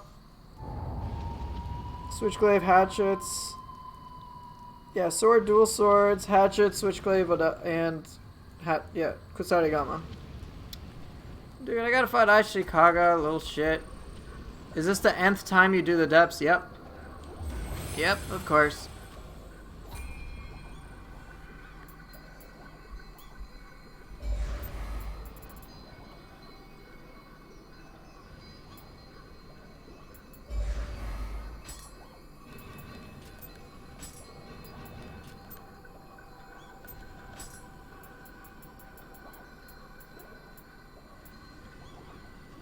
I should check out your newest combo mat. Yeah, sure, I'll check it out at some point.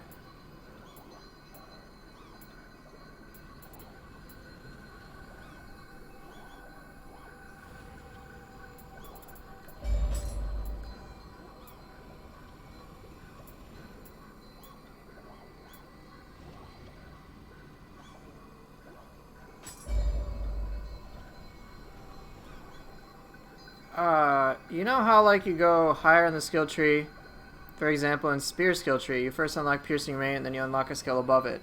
Is the upper skill better or is it just different utility wise? It is just different utility wise.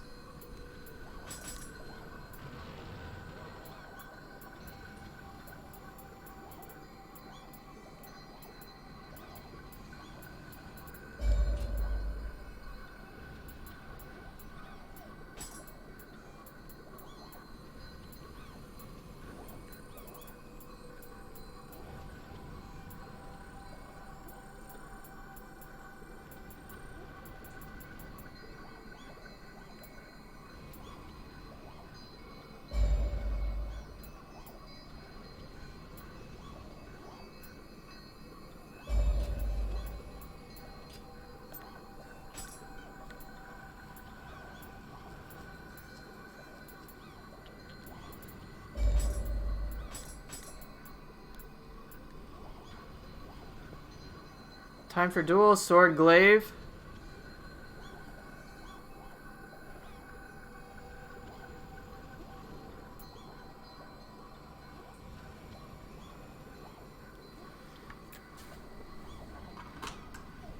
Put the UC on, that should help. Also wrong color.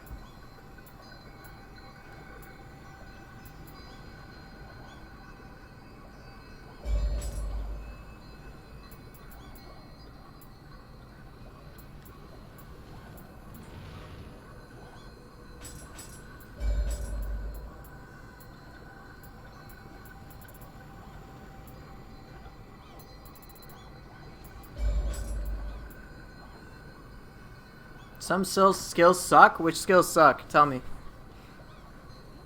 You know that's gonna... that you've baited me successfully. Which skills suck?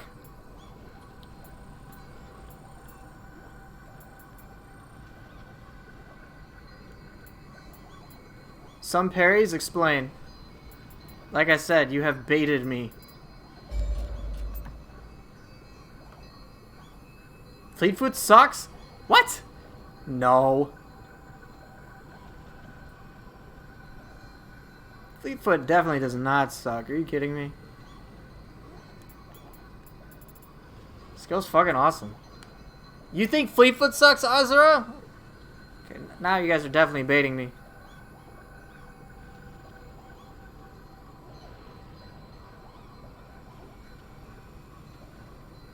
Yeah, it should be fine. Backwave sucks? Living weapon? Alright, you guys are retired.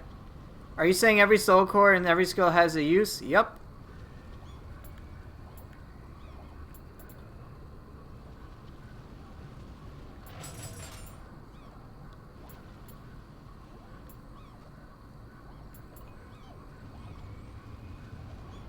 Fleetwood Mac? Now we're talking. Fleetfoot is that like dash with the tonfa.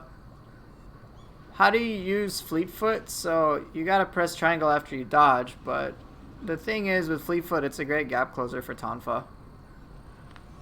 There are many moments where it's like, oh hey, target far away, let me zoom right to them. You like my attitude towards this game? It's likable and wholesome. That's the goal. Get people to not be like, hey, this is the meta. This is the only thing that's super powerful. Everything else sucks. This should be nerfed. This is that. I'm like, let's take a holistic look at it. Alright, I'll do dual hatchets. I don't do that too often. Do you press dodge and triangle at the same time? It's just a quick 1-2. So similar to Hatchet's biting hail. Just during the dodge. So yeah, it's just a quick 1-2.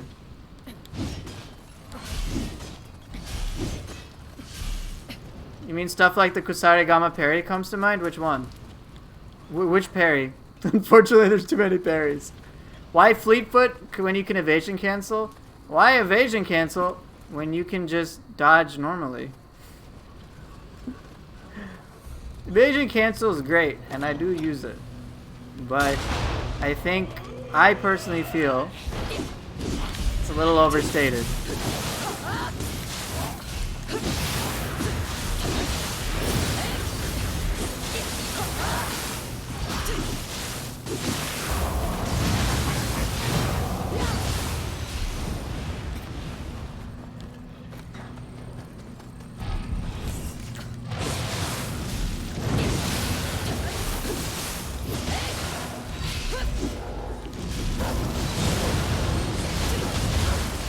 Do I find everything to be good?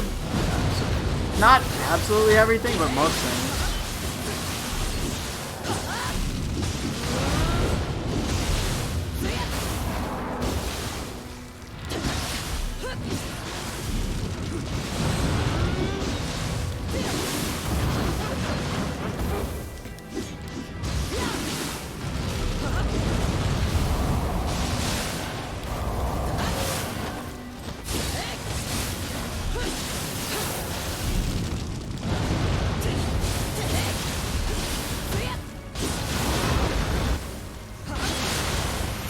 You would love to see me use a broken, overpowered build because of my skill level? The thing is, if I do that, enemies will die even faster than they do now. So I won't really get to play with my food.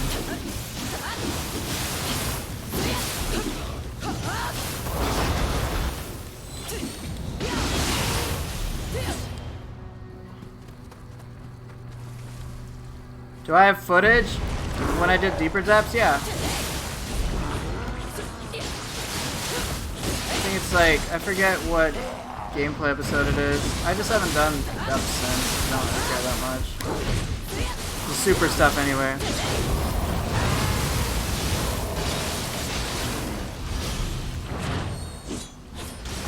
But yeah, I've done depths 30. I have footage of it on YouTube. I think it's like gameplay episode 80 or something. I don't remember.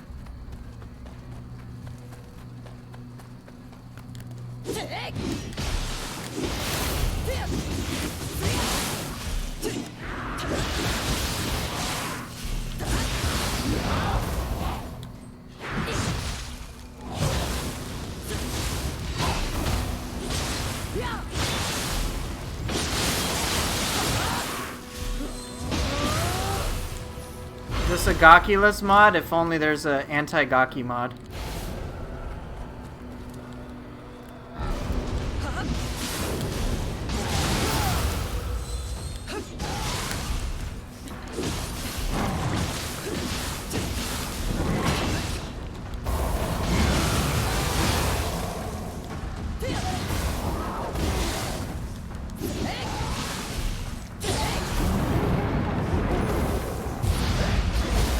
Is your most Googled word Gaki? Can we not talk about this?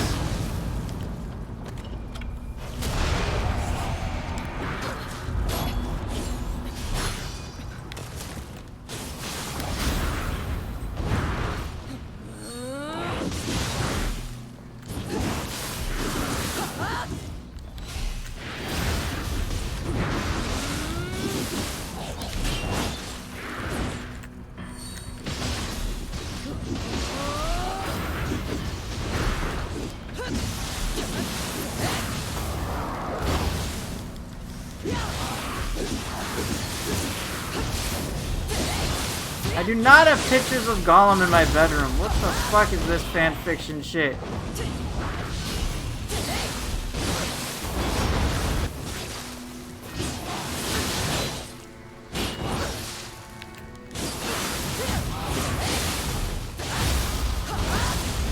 That was a little tricky.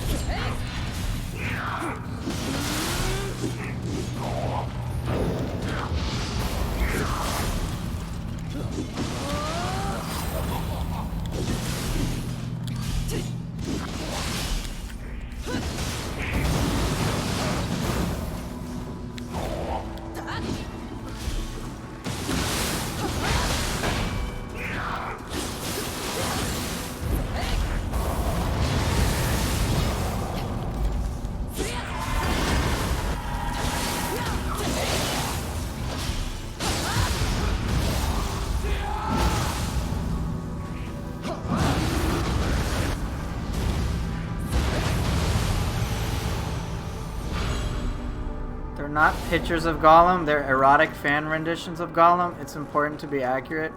Okay. This...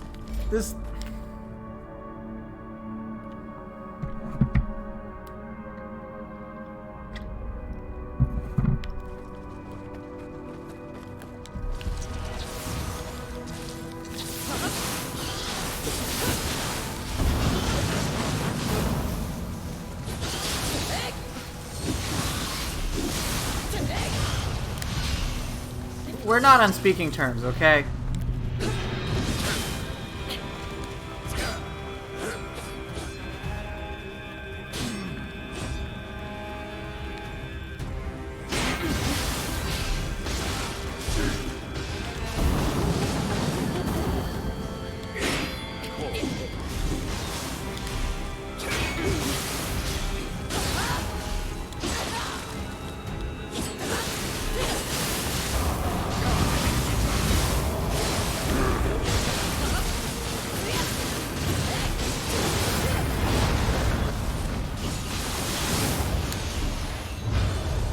Did I just drink Gaki water? What? Okay. Can you just...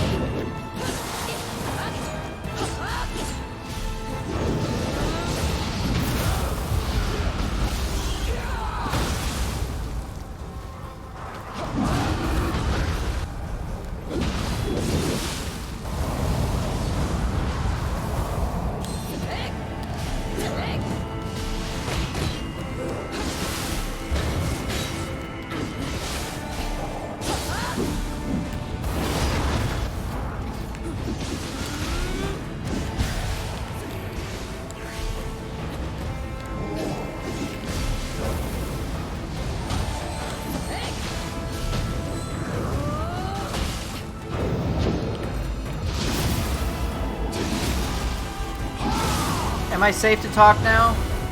Or are you guys gonna be mean to me? Can I just get a break?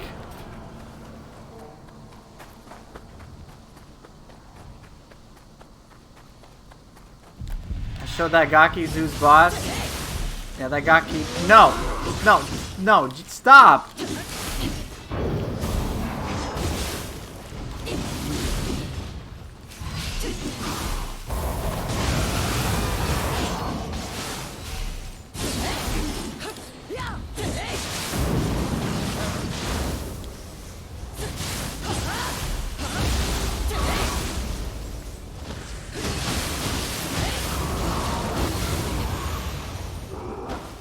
Stop. Please stop. Please stop.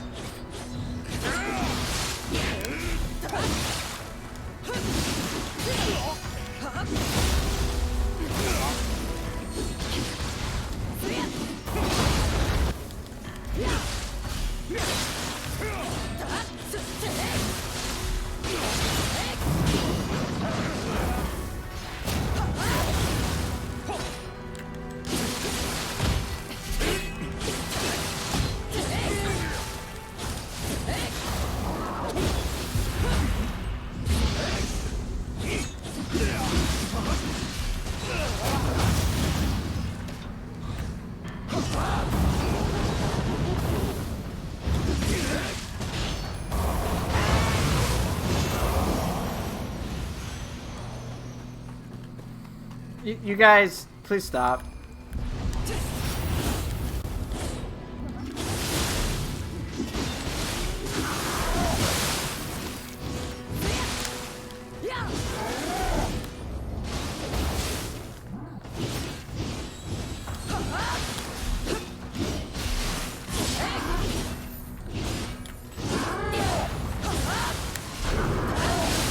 Oh, shit.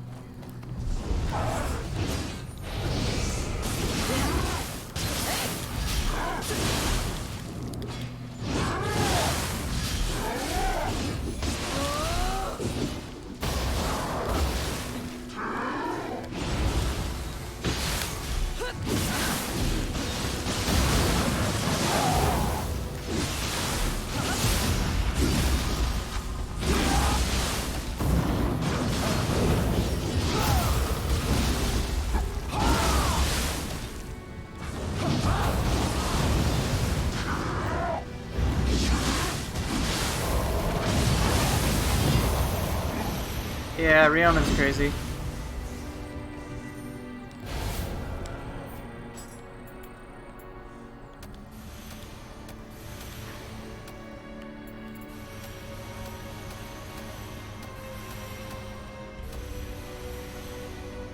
There, it's Poindexter. Please stop. It hurts. Alright? You guys just... You're killing me.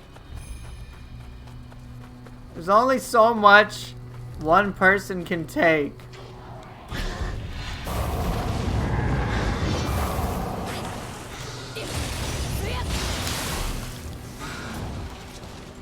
Wait.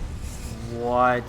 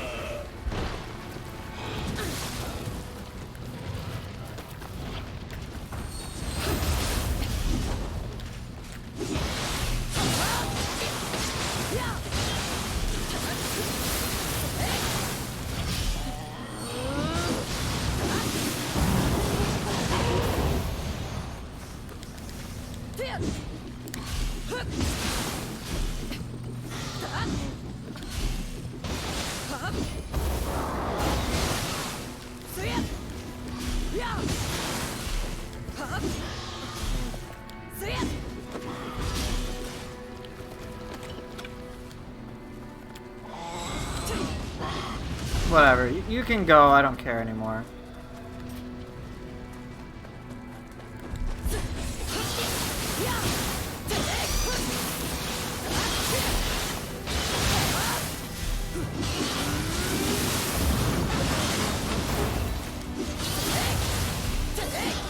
Yeah, he definitely did jump through the building.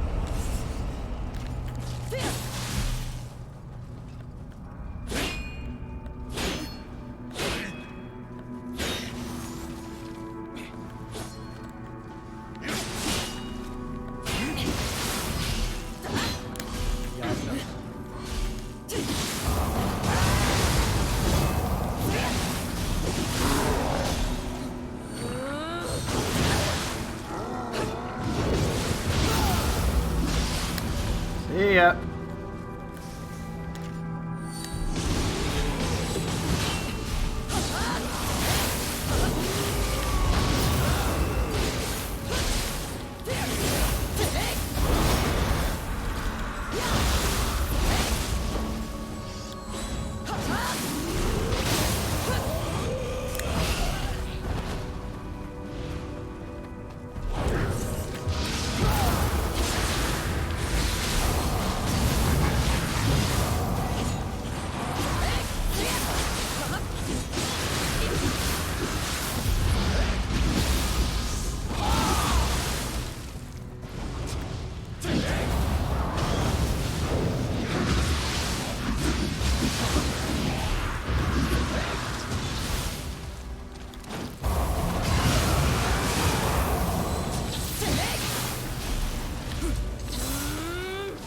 Dude, I cannot stop.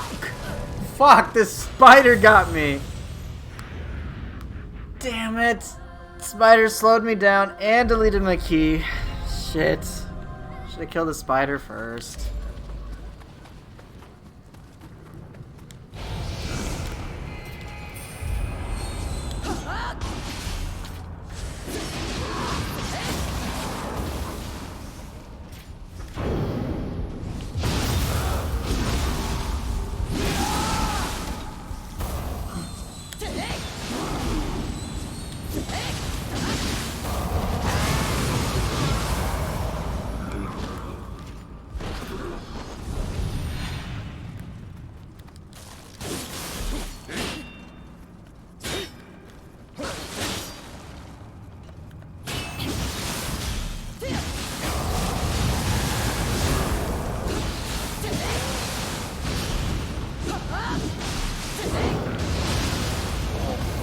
red multiply gives them 150%, and then I think purple is like 300% health. Attack, I don't know how much you get modified, but purple enemies take less key damage in general.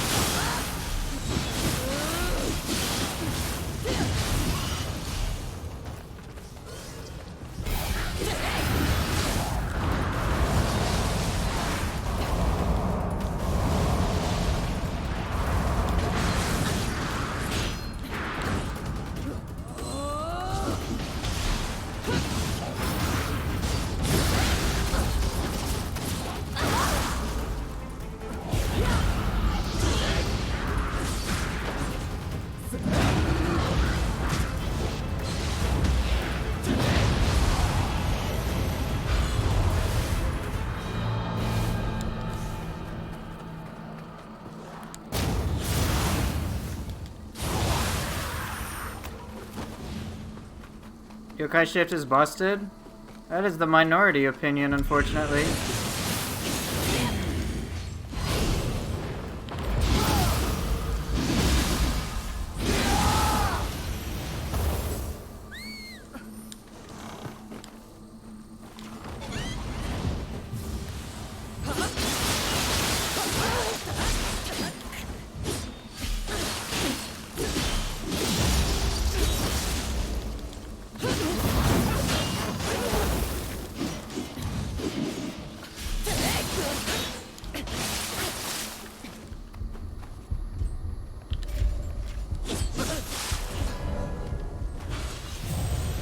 You are the minority? Yeah, I'm agreeing with you. I think Yokai Shift is really fucking powerful. You feel like the Yokai form is useful in New Game and gets gradually worse the higher into New Game Plus cycles you go? I meant End Game. Yokai Shift gets even better. It's literally super powerful. I don't even have a Yokai Shift build.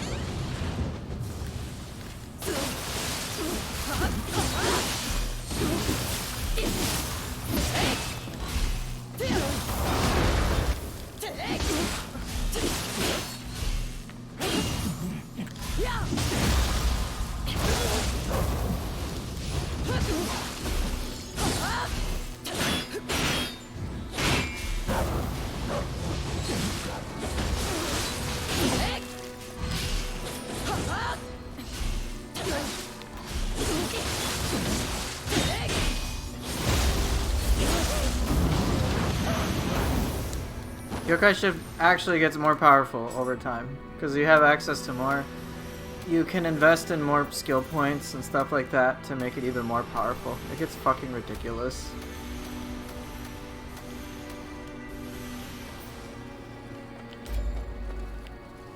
People like to point and say Opportunist is the most overpowered parry. I'm like, no, it's definitely not. It is a great parry, but overpowered? Nope. Not at all. Now, if you compare it to Yokai Shift's Fang Break for brute form, which can parry, like, everything, basically, except grabs. You can even parry burst attacks, which is hilarious. And then the stagger has the highest stagger potential of the game. Just straight up. Just stagger anything. Any enemy.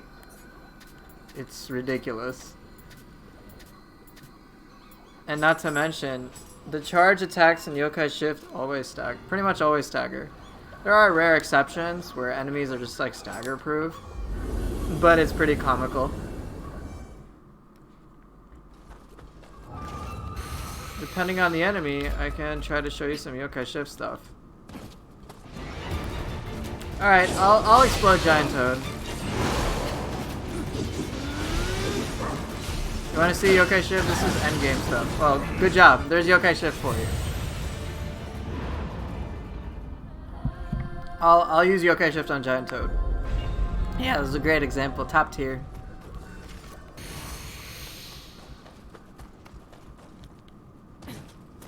Thank you so much.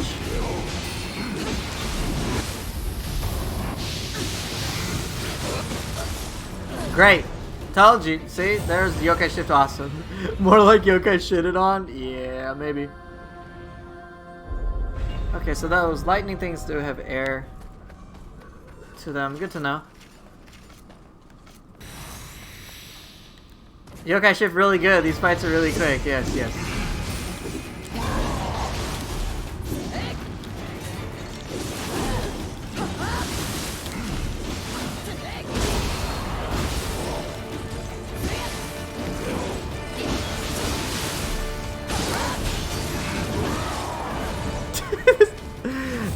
Giant Toad murdering me. Thanks. Alright, I need to get my head in the game. See, Yokai Shift is so great that the fights are over instantly. It's so good. It's happening so fast. Even no one can process it. Start taking acting classes, maybe. Dude. Dude!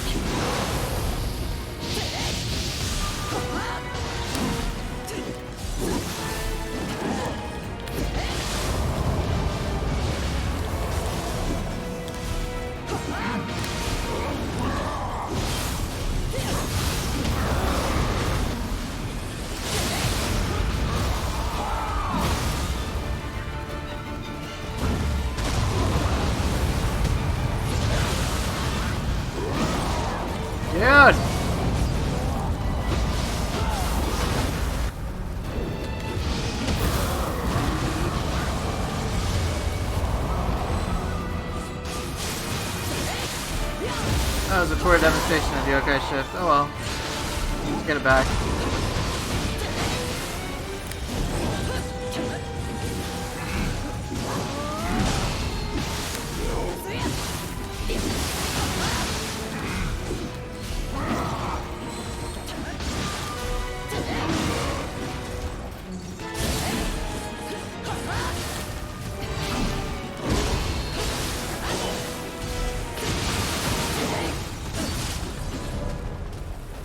Why am I having trouble with Giant Toad? I'm just having trouble with Giant Toad. It's not the defensive part of Yokai Shift. It's just I'm screwing up on Giant Toad. I like never have trouble with this guy.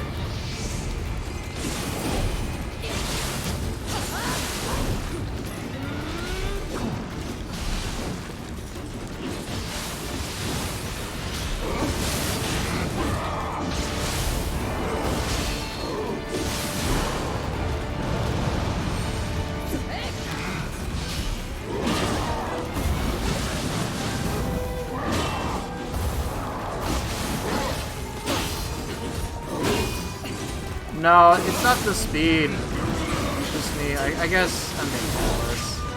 Yeah, I'm just being careless, man. Oh. It's okay, you won't think any less of me. I'm glad.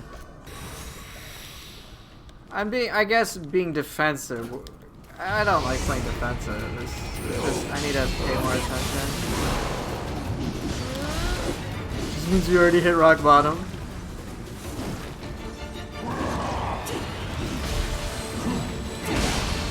Like there, I was like, I'll be fine. I won't get I can't possibly get hit.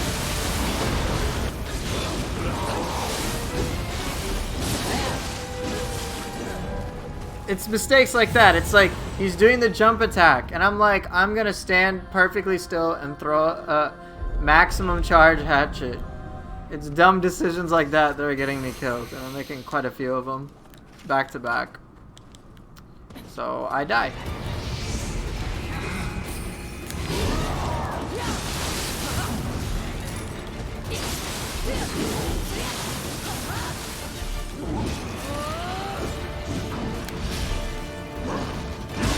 No, wrong move there.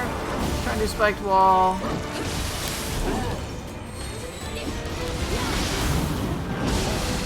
so that shockwave is hitting me no matter what.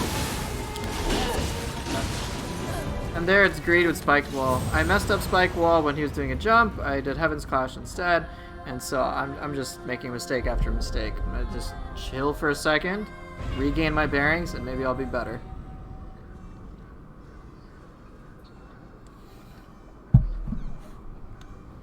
Alright, let's give it another shot.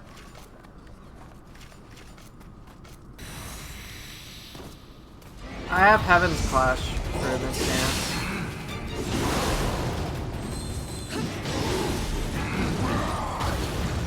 No! Oh my god. I've rarely had it where he casts his fire jutsu. I guess maybe I'm not used to that, and me being reckless is not doing well.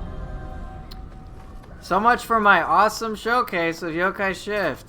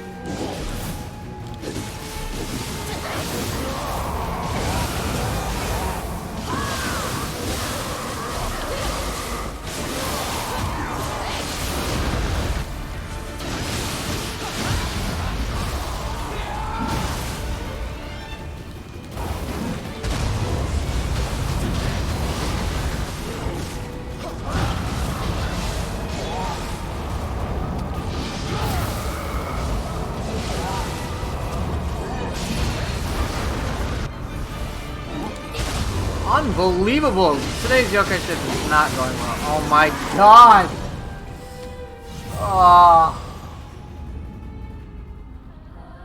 Oh dear lord. This has just gone badly. Yokai Shift helped me a lot. I just keep fucking it up. That went really, really well until it didn't. I know.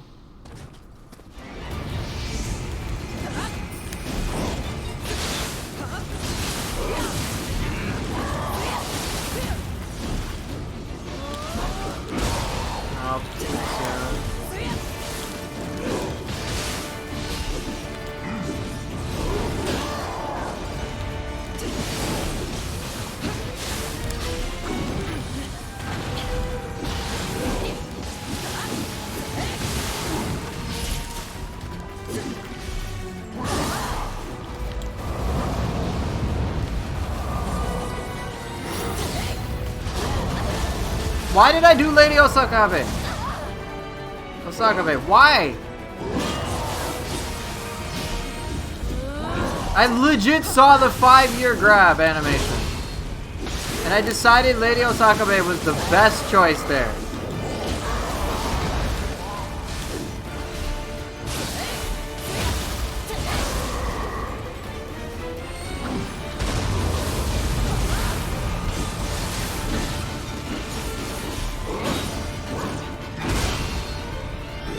What am I doing? Dude! It's just bad decision after bad decision. I don't understand what's going on with my brain. It's like, let's do the wrong move at this time. Let's do spiked wall when there's nothing to parry. Oh, that's fine.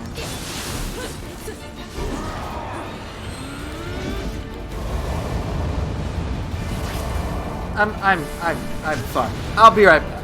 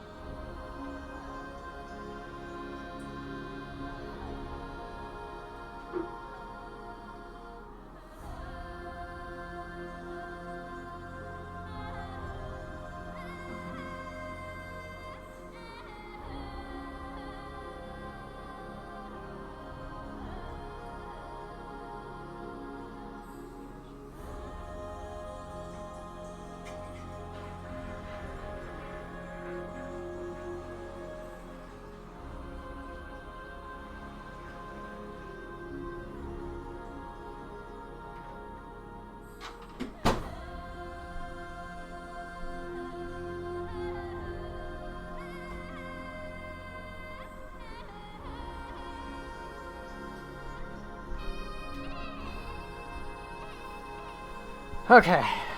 Just rage quit out of there. Alright, let's try again.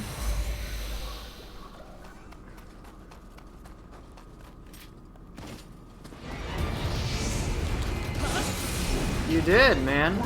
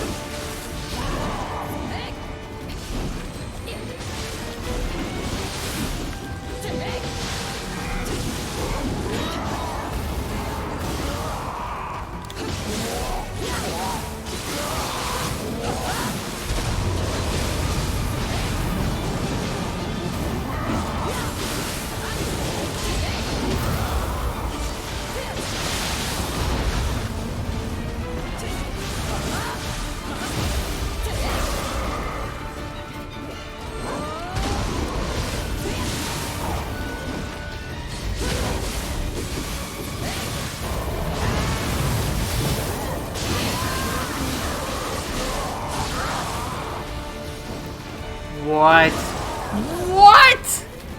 Dude, I totally fucking had that in the bag and then fucking paralysis.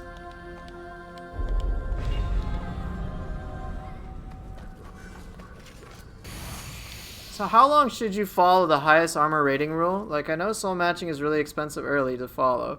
So do I just go through the first playthrough following the highest armor rule? Yes, but also make sure your equipment weight is always below 70%. As long as you're following that, you should be in good place. Also, try to ensure your toughness is over 100. So, highest armor value, over 100 toughness, under 70% weight, you're in good shape. Especially for the first playthrough.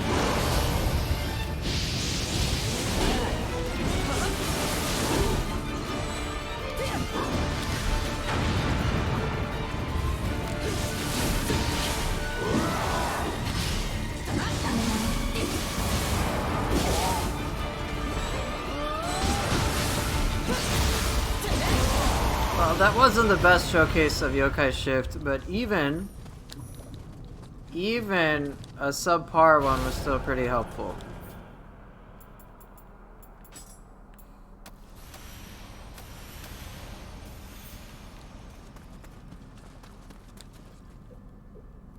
Jeez, I have not had that much trouble with Giant Toad for the long... I don't know if I've ever had that much trouble. Period. That was wild. Would you have gotten banned if you redeemed Harakiri? Emotionally banned, absolutely.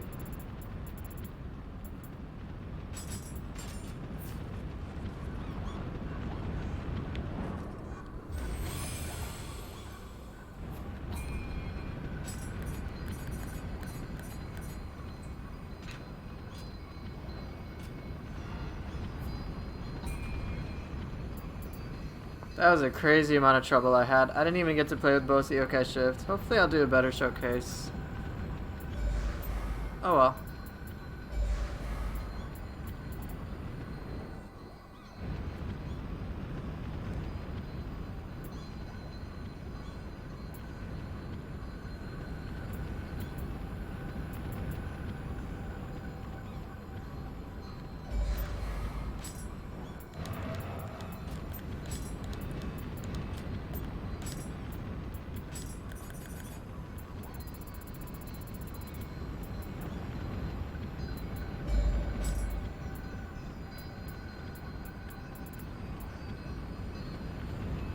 When is a smart time to start creating builds? Second playthrough? Yeah, you can start then. You don't have to go all in or all out on that.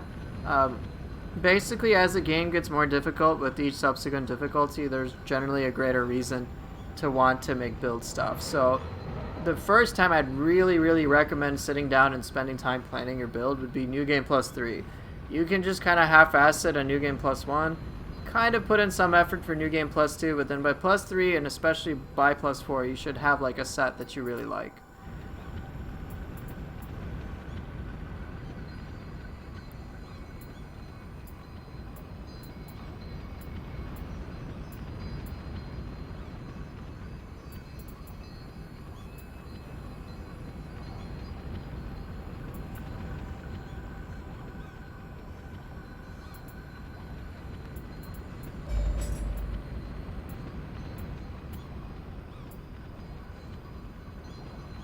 Yeah, Underworld 6-piece Susanoo is very powerful. It's a great choice.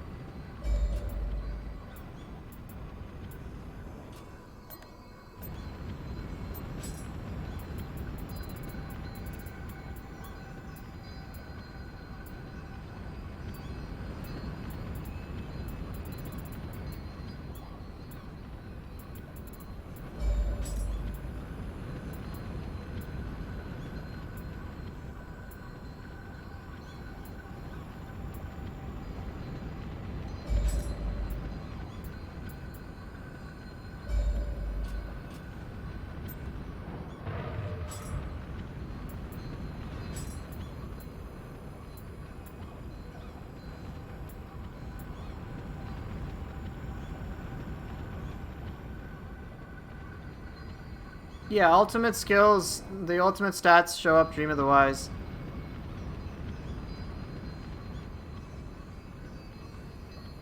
So you start at Dream of the Samurai, then there's Dream of the Strong, Demon, Wise, Nioh. After that, you have the Underworld, there's 108 floors, then there's the Depths, which is as high as it gets, and there's 30 of that.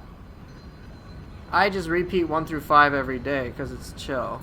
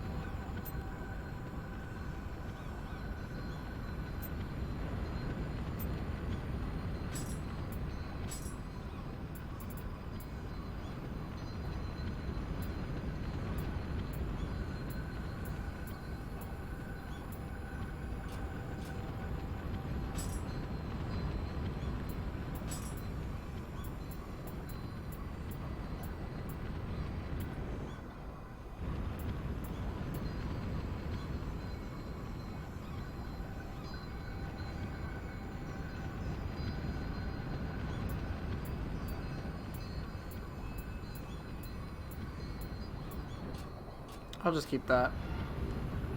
Nioh 2 is overwhelming, you're right.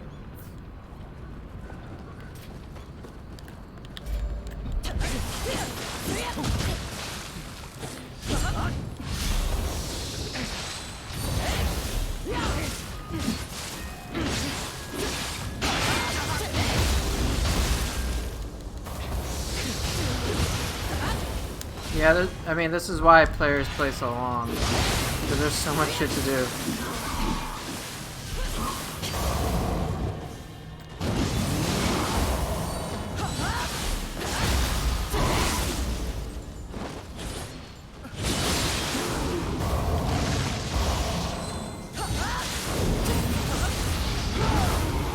I'm actually gonna change up one of my soul cores. I think I'm going to get rid of Wyra. You kind of regret starting Nioh 2 before beating the Abyss in Nioh 1? Because you're never going to go back to Nioh 1 Abyss? It's fine. I wouldn't worry about it at all.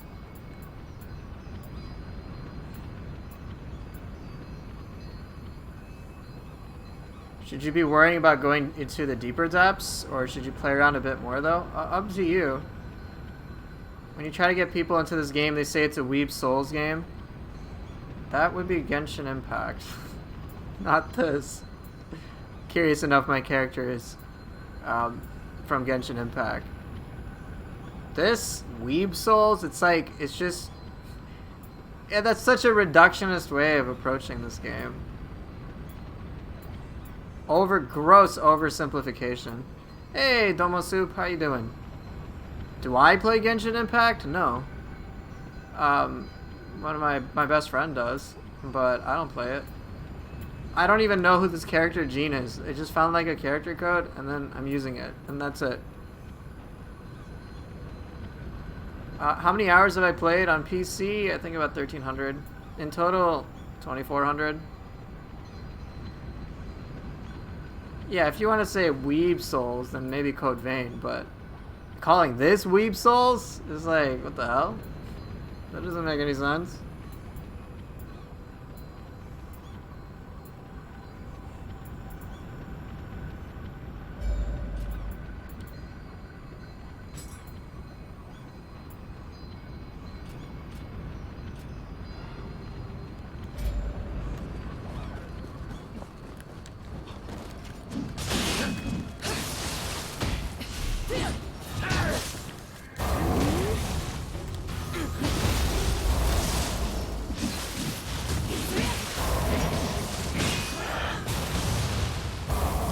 Like, this game is historical fiction. It's fucking awesome. You just finished Darkness in the Capital and he only gave you a run for your money? I'm sure you really enjoyed the lightning spam, right? Didn't you love how much lightning there was? Oh, really?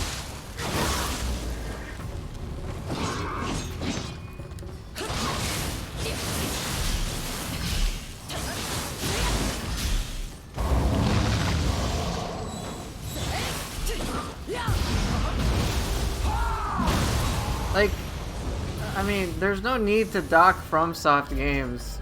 It's just, obviously Nioh's inspired from them. Even the director admitted it. It's like, not a big deal. There's no harm in being inspired by other games.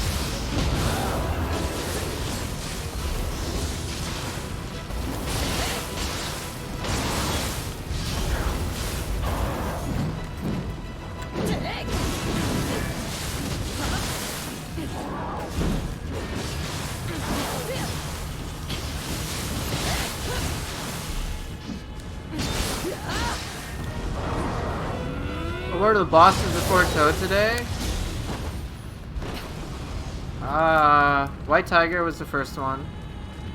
I remember fighting William.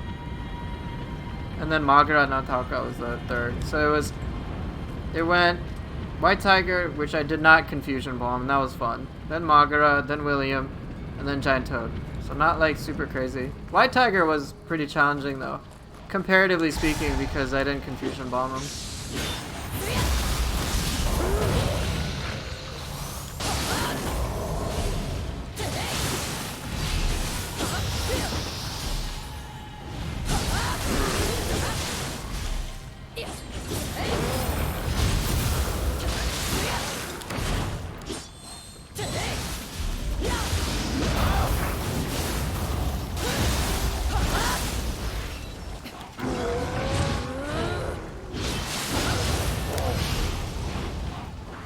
Yeah, I got kind of destroyed.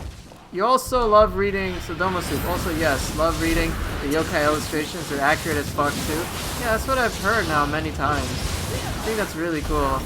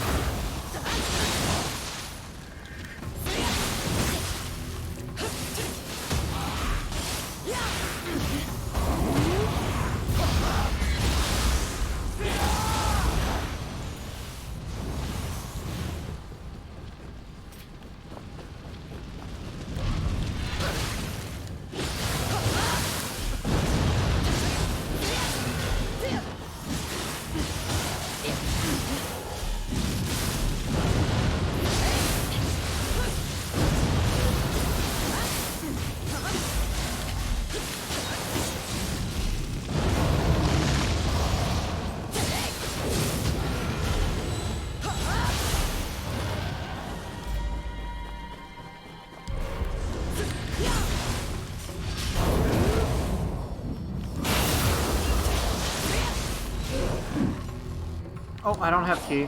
Sorry, not anima, rather.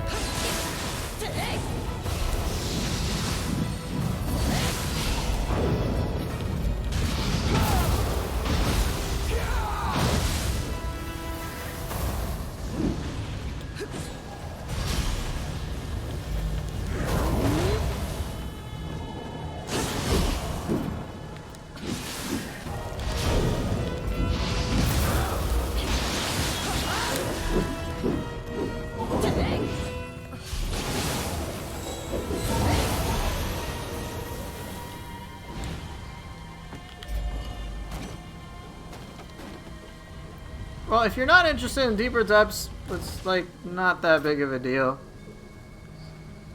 Try it if you like it. I tried it once. Some people like it. I don't give a shit.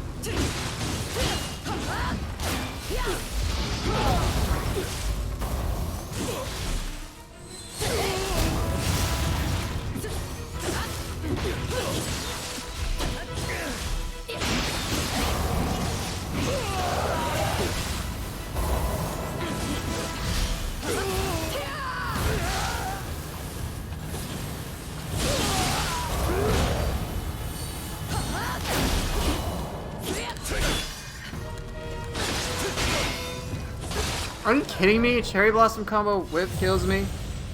Yeah, getting the rest of the secret skills sucks. It's painful. But WB, there are some builds already that basically make depths not necessarily a cakewalk, but significantly easier. Well, actually, they make it a cakewalk. What am I talking about?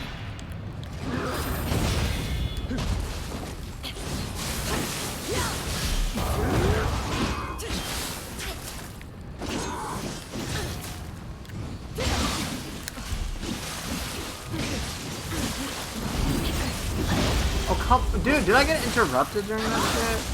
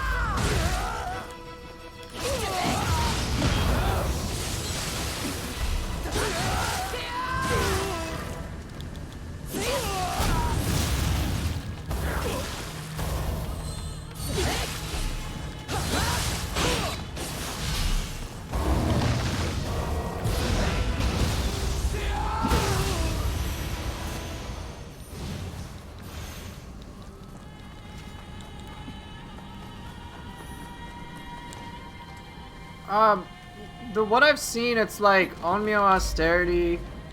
I forget. It's just like some sets where I gotta show you the stuff.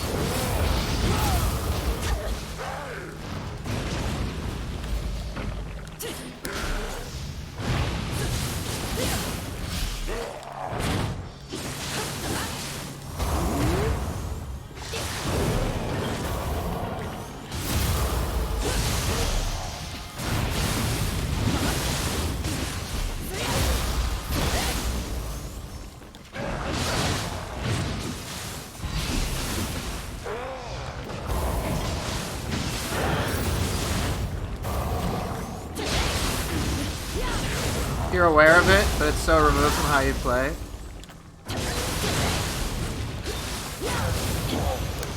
As long as you know about that. Why do I think Nioh 2 never got the same level of popularity as Dark Souls? I think it's a matter of expectations, but probably for many newer players, the game is so fucking overwhelming. And Nioh does not do any favors in that department, and it really, really shows.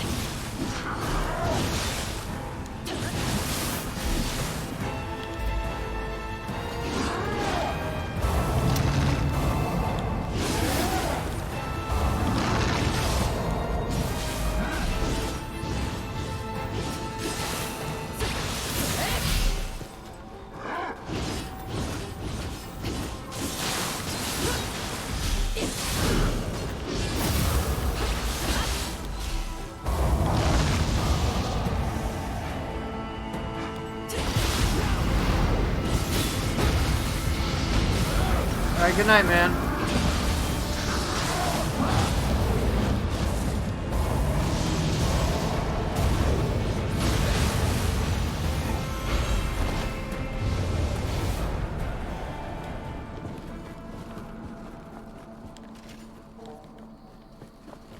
You're waiting for Elden, Nioh? What would that even be?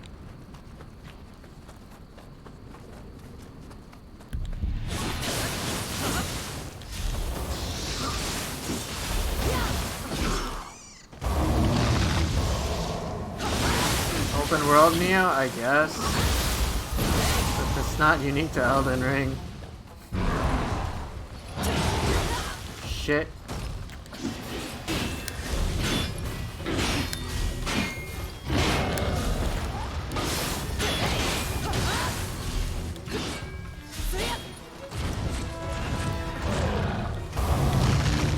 God damn it, Yuki, why do you gotta do this shit?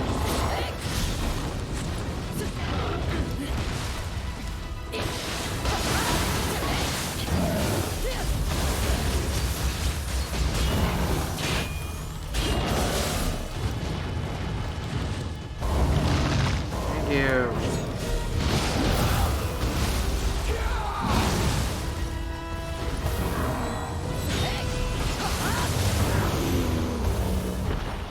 Size of an Elden Ring and quality? What does that even mean, man?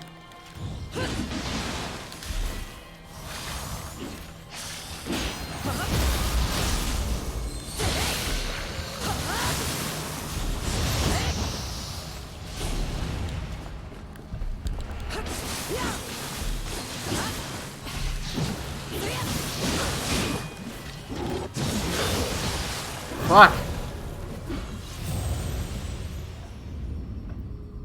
From your understanding, you can't really get away with 1, 6, or 7 piece and whatever weapon with enough attack in the deep depths, which is what you did from Dream of the Demon all the way to depths 5. I just did 1 7-piece grace. I'm in Uzume, and then I started using Jutsu.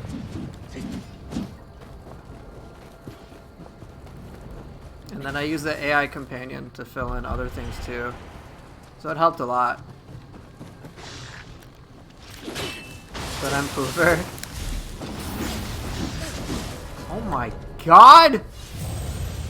Damn it, man. Let's not pretend that Nioh 2 isn't already an 80 hours long game or that Elden Ring doesn't reuse mini-bosses constantly. Yeah, I saw that. There was like this tree spirit thing that kept getting reused. Is it okay to use 2 weapons of the same type if I don't have Darting Blade, or do I have to use 2 weapon types regardless? No. You do whatever the fuck you want. There's no right or wrong answer to that. If you want to use the same weapon type, go for it. Many people do. I just play the way that I do because I find it fun.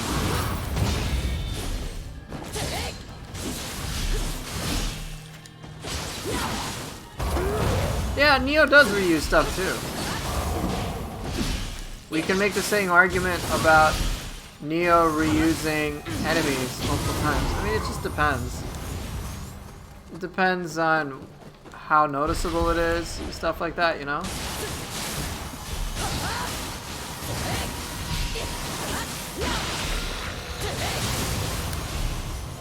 Yeah, I mean, reusing stuff isn't a problem. I mean, it just depends if it's to the point where players feel like it's cheapening the experience.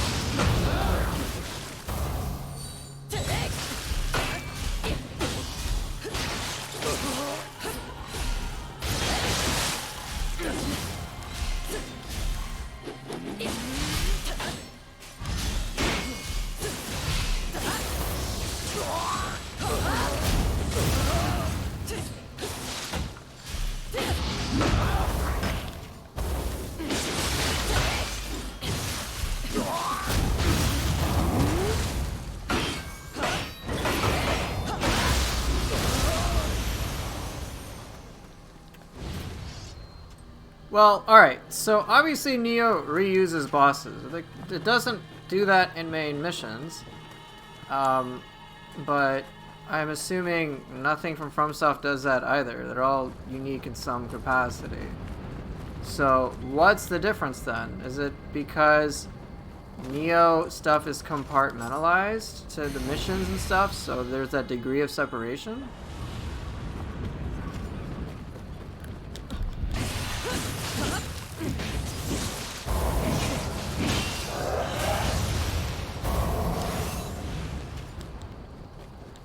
Reusing stuff isn't a problem in my book. I'm happy that Nioh actually does reuse things. Also, it makes sense in the context of Nioh because these places are based on actual historical places.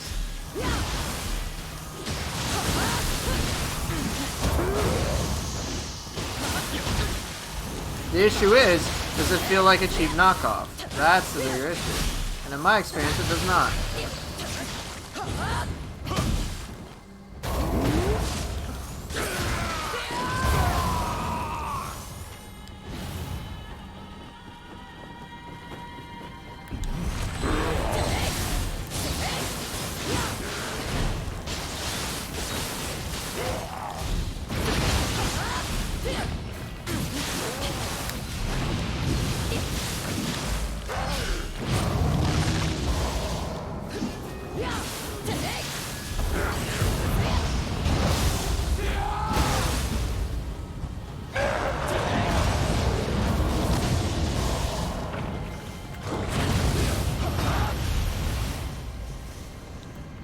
The exploration and finding secret shit is the best part of Elden and Dark World stuff. However, that has a one playthrough time limit no matter how you slice it. I'm okay playing Dark Souls or whatever for that itch, than to sacrifice the gameplay of Nioh. Yeah, I get that. It's just a different experience. PvP Dark Souls Elden Ring is much better than this game. Yeah, because there's no PvP in this game. You're not wrong about that.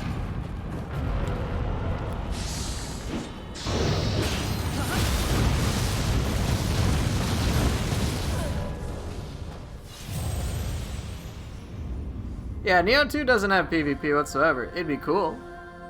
Nioh 1 PvP, I think it could have been a lot better. I like the concept of it. It was fun when I could get to it, but that was pretty difficult to get to. I only like PvP with people very late.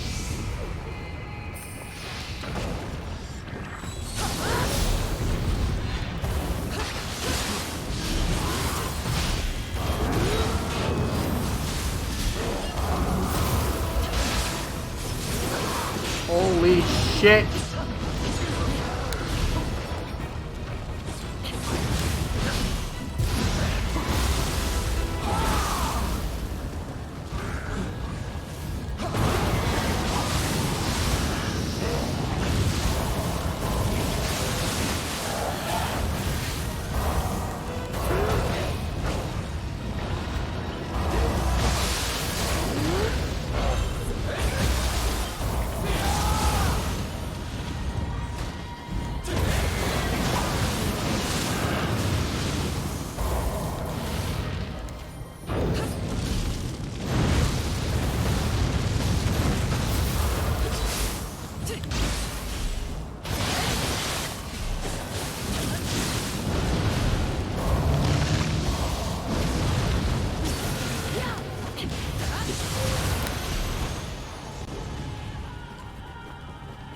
Well, the vision for FromSoft and Team Ninja games are dramatically different.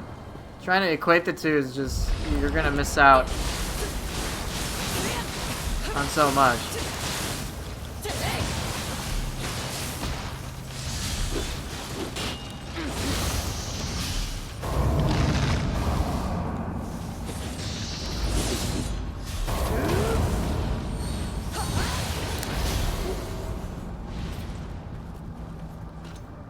Yeah, and like they're different games. I don't think it's always that fair to compare the two. It's just like they're apples to oranges. They share some surface level similarities, but like when I play a FromSoft game, I'm usually going for a very different type of experience.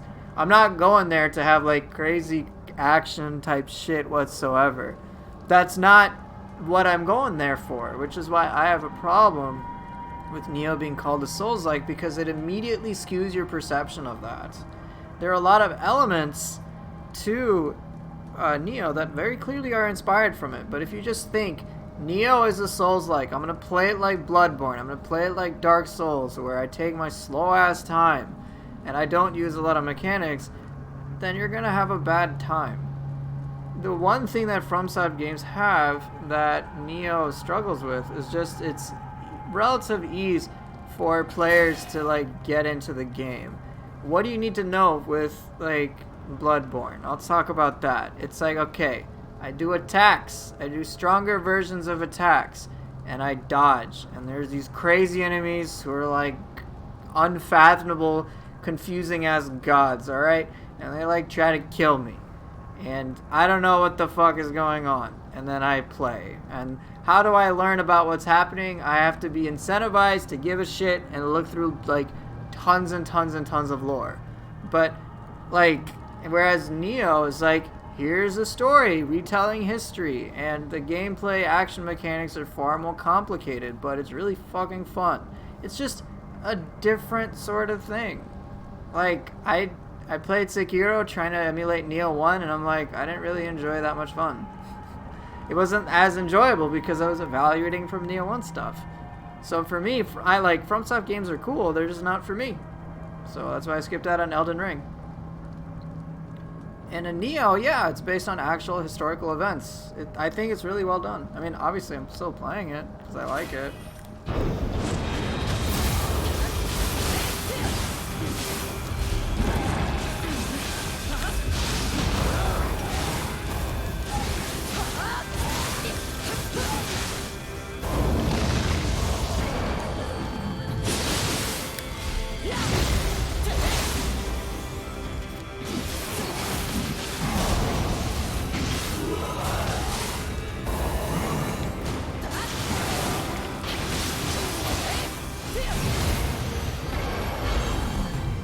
Like, the amount of attacks I just did now is like, maybe at least it would require a minute or so to be able to pull that off in Elden Ring. Or let me not speak about that. Let me talk about Bloodborne. Like, Bloodborne, it's like, you know, you got like a couple of clean hits. Some of the moves, some of the weapons are faster, but it's just a drastically different experience.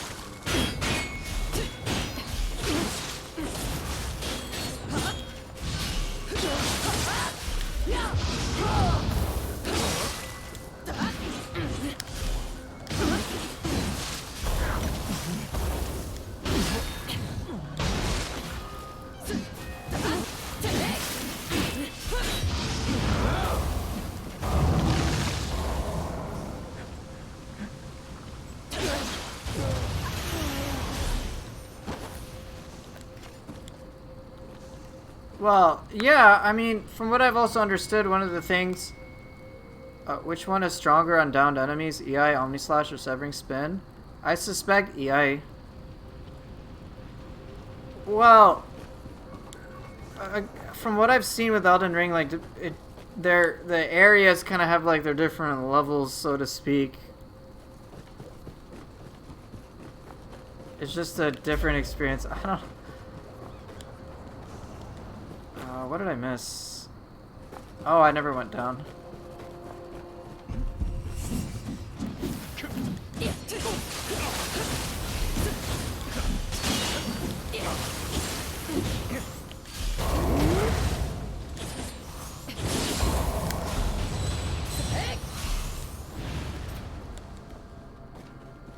Left field take. I think if you decide not to take the option of stacking levels or finding that really strong secret weapon move and you just play organically, the first playthrough is very hard. Yeah. Like, you're barely 30 to 40% into Elden. Bosses are one-shotting you. Not a kind of a one-shot, an actual one-shot. Any move dead. That didn't happen till Dream of the Nioh? Yeah. I mean, again, is that the type of difficulty you enjoy? What makes the game enjoyable? There's a lot of things to consider.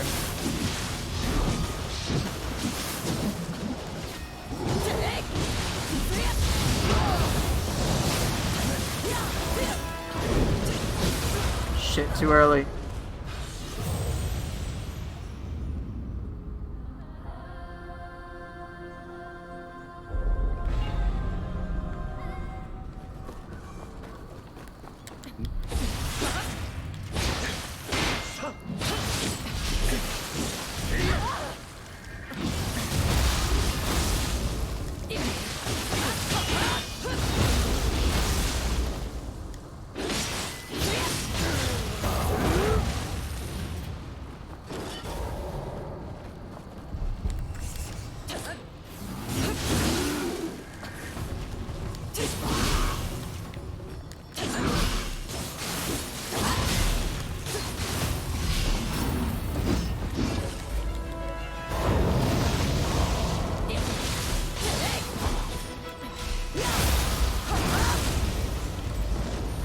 After I kill Suiki, we can talk about this. Shit, please don't kill me now.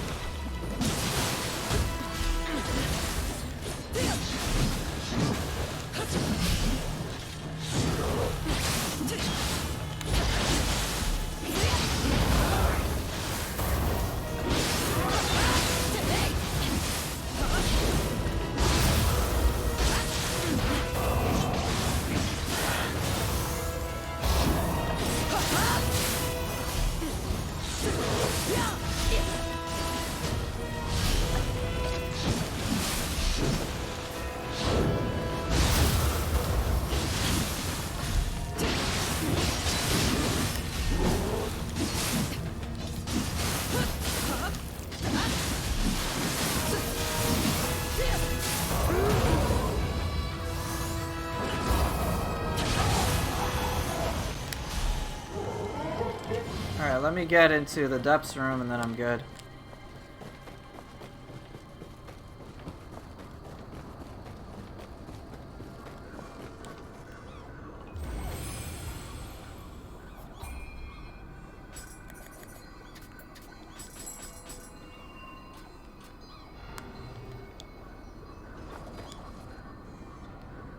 Alright, so there's definitely a lot to unpack with what Chad is talking about. And one thing I'm going to try to encourage you guys to do, in general, and this applies to me too, I'm guilty of this, is that as opposed to trying to say, what is good game design, when I think probably all of us are unqualified, is to instead focus on what makes a game good to us. So I have made it a point to say, hey, Elden Ring, I'm sure, is a great game for many, many people, but I'm not that interested into it for these reasons. So I have a very clear idea of what I, as a consumer, genuinely like. So what makes games like Elden Ring enjoyable seems to be the sense of, at least for someone like me, if I were to play it, the things that appeal to me about it is like these crazy environments and a lot of exploration and a lot of like almost eye candy, so to speak. And so that's why I've actually watched people play it. I'm like, whoa, that looks really cool. This big ass tree, and look at all these cool places. I wish I could actually personally, physically go there to explore and understand, or just, just revel in the beauty of that. So a lot of that's really cool. But, from what I've seen with the combat, I'm like, yeah, this makes me want a lot more.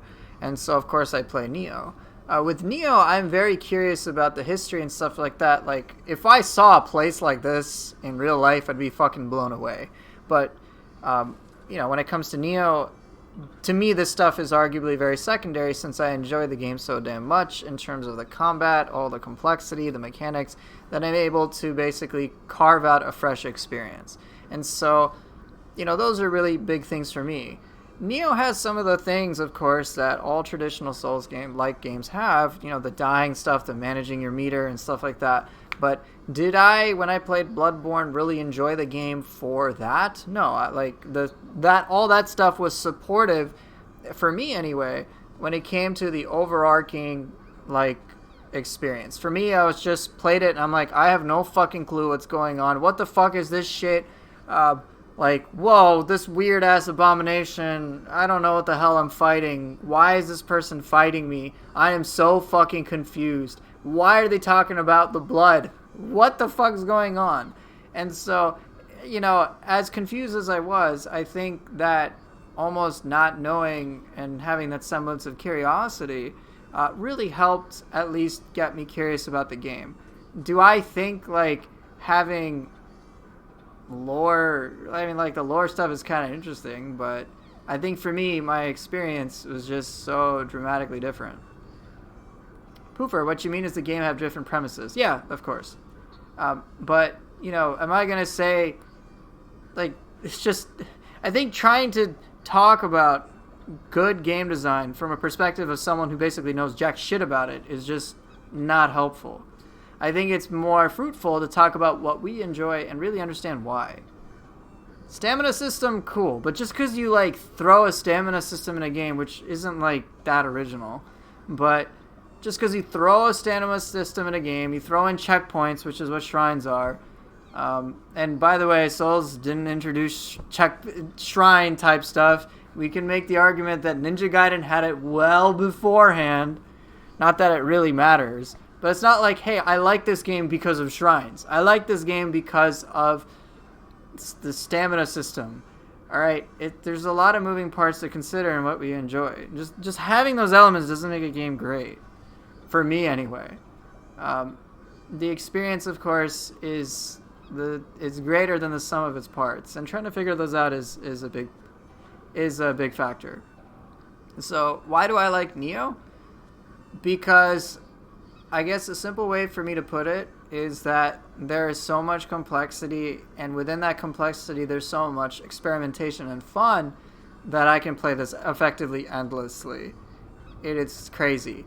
There are a lot of mechanics, and it can be very overwhelming. But I think once you're able to deal with that, there's so much joy and fun to have when you're just mixing and matching many different things.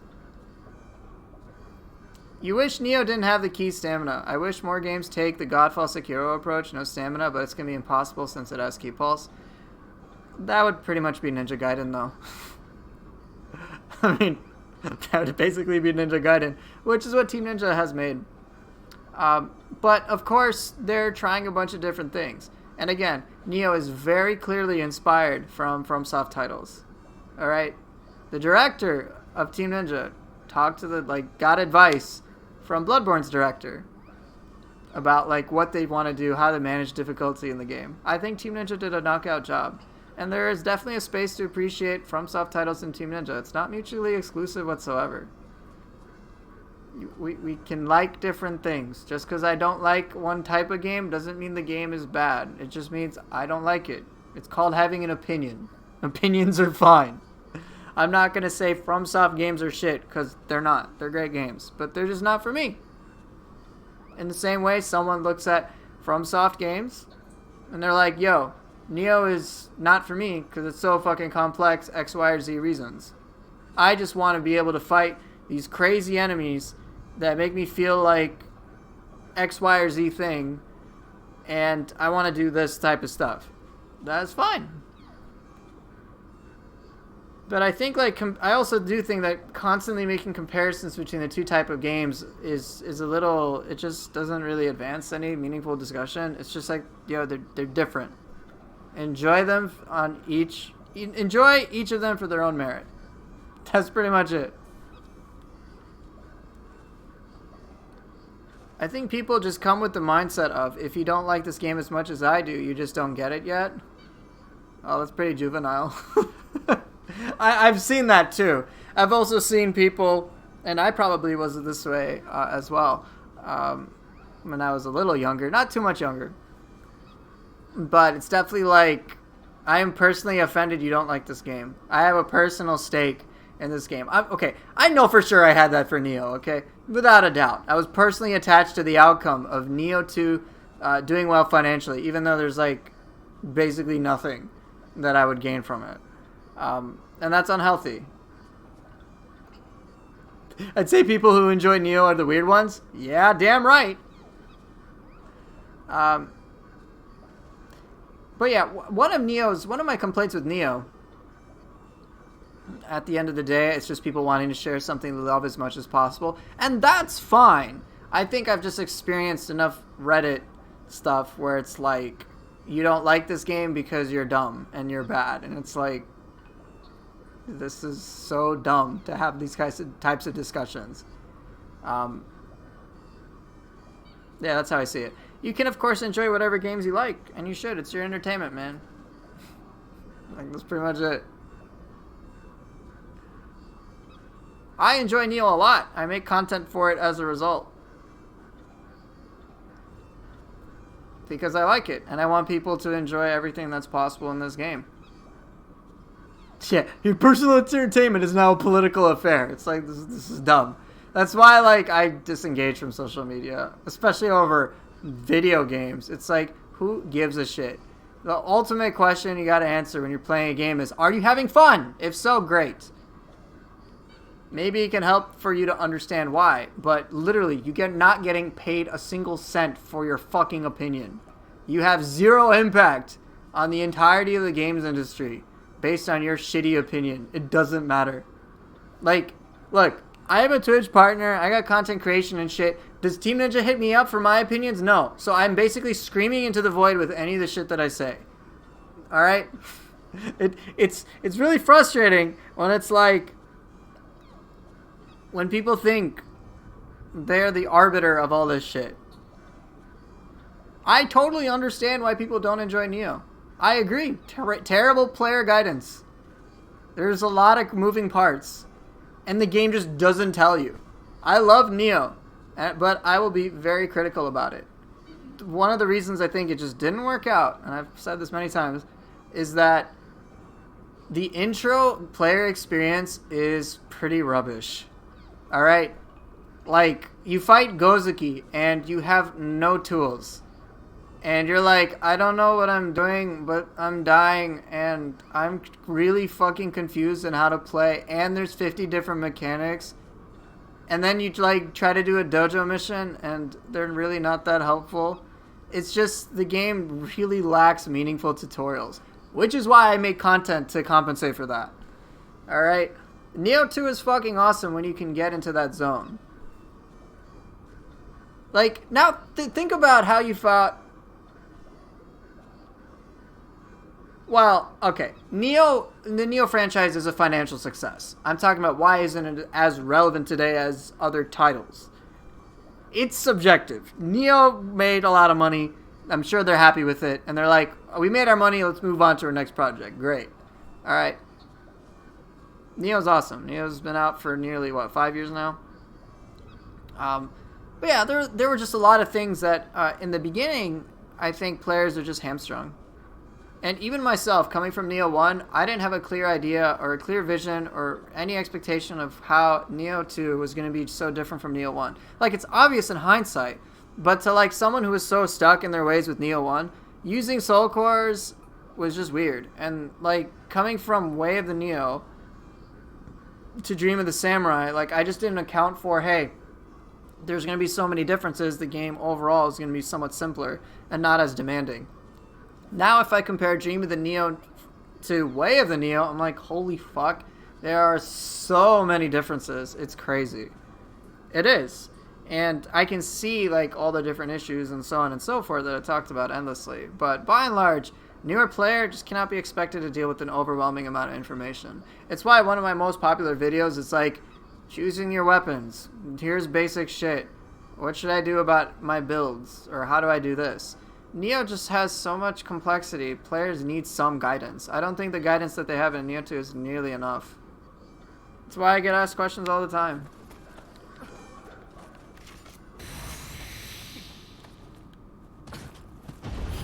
Realman! Hooray!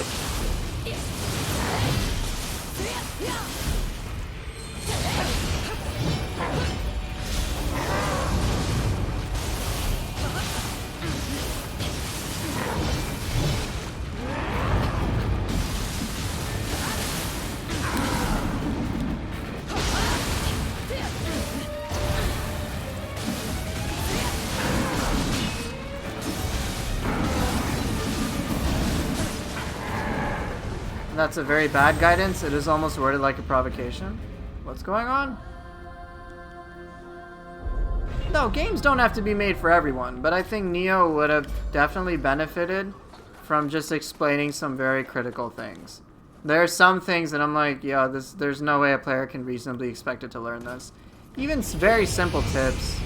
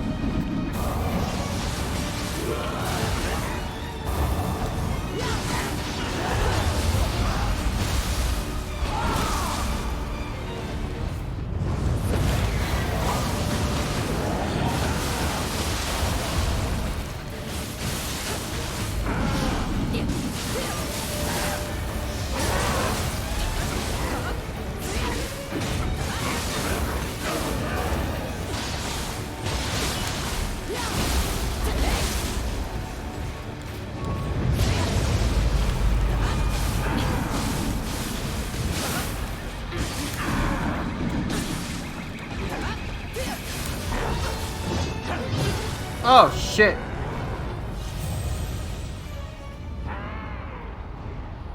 I've seen people, after seeing the flash up tip, go steaming in the head and fight Gozuki for the next 2 hours. And he got very mad and dropped the game for a while.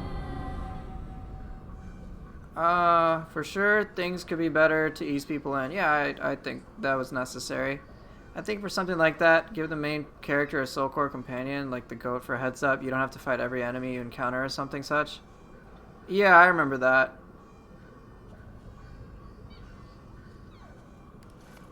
I mean, it was a matter of expectation as well. There are just some systemic problems that I think Nioh suffered from. It's a fantastic game, it's just slept on. But obviously Team Ninja is very happy with how it performed, so.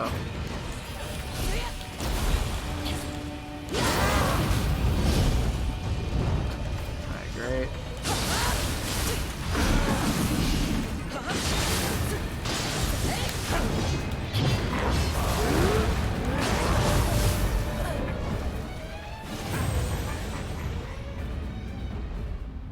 I just think they needed more meaningful tutorials. You know, things that I think more meaningful tutorials. Even the director acknowledged it, but they just don't. They probably just don't have any time and stuff.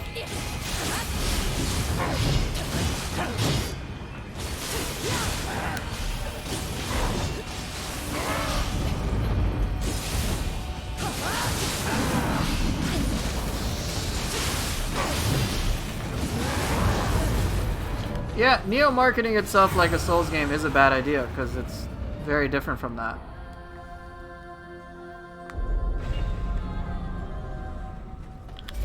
Alright, I'm having trouble with Ryomen and Giant Toad.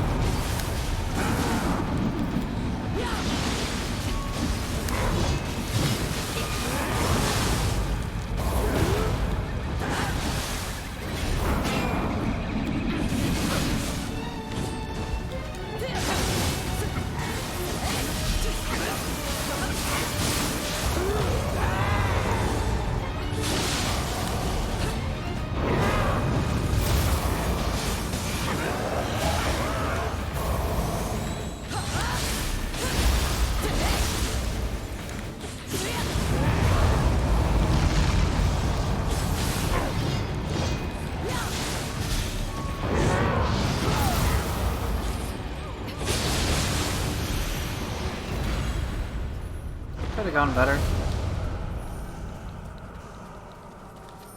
Fighting Gozuki without Soul Core really gives a wrong impression of the kind of gameplay Nioh 2 has to offer. Yup, you got no Soul Cores, no active skills, no jutsus. Exactly, you don't have any tools that you're gonna get, like, almost immediately afterwards. It's very frustrating. People don't have a good grasp on what the gameplay experience will be like.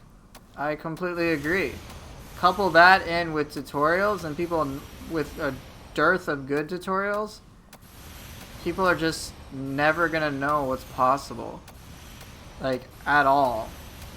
I played Nioh 1 very similarly to Bloodborne for a very long time until I was exposed to the potential through someone else in Nioh 1. I was like, whoa, this guy's playing the game like this? Holy shit. And then I was blown away, and then everything else is history from there on out. But, like, it's just not that obvious. They don't tell you.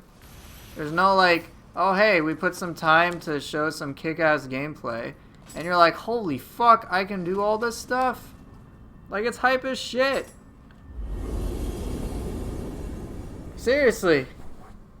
It's like such a big difference.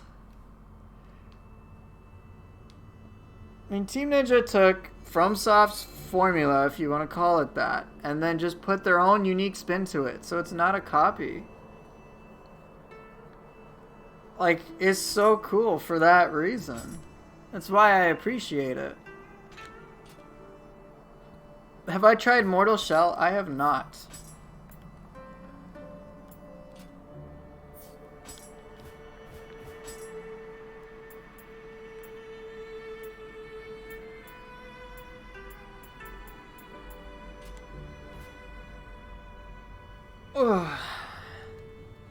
Alright, who did I fight? Who was boss one? Let's see, I know I fought William. I fought Giant Toad. Oh yeah, White Tiger. Then Magra. Then William. Then Giant Toad. And then now Ryomen. So White Tiger was arguably the most challenging. Everything after that is kind of the meh. White Tiger was fun though, without confusion bombing him. Yeah, it's kind of medium, I would say. White Tiger though was the highlight for me, especially since I didn't confusion bomb him.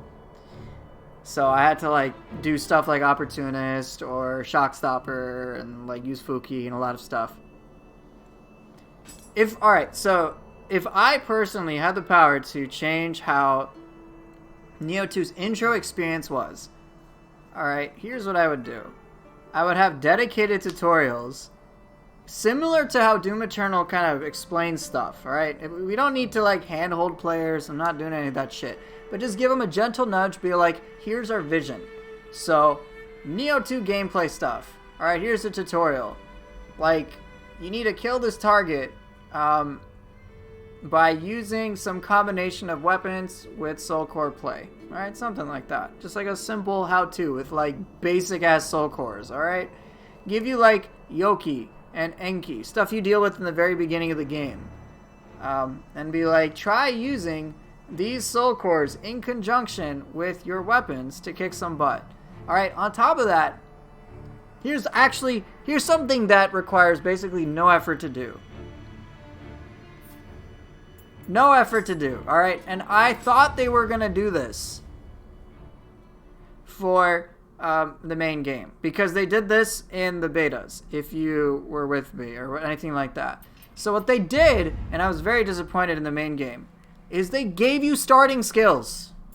You got like the inner ring of skills, alright? You just got them. The inner ring of skills, you got some abilities. Alright? Great. So you're like, ooh, I got this weapon. Let me try out these skills. So your starting weapon could be like, alright, your weapon is at like level 5 or something, and you get a bunch of skills. You get a head start with it. Alright? With a bunch of skills. Then you can be like, ooh, do I like this skill? This looks pretty cool. What does this skill do? Maybe we could also, and then for like the skill stuff, there's some helpful tips where it's like, alright, we got a parry. Clear cut, it's a parry. Alright. Morning Moon follows up a quick attack with a jumping slice. Use this to deal damage, or it does a good amount of damage, or just something to educate the utility of these abilities. Sword Key, good for hitting a large amount of people around you, does some key damage.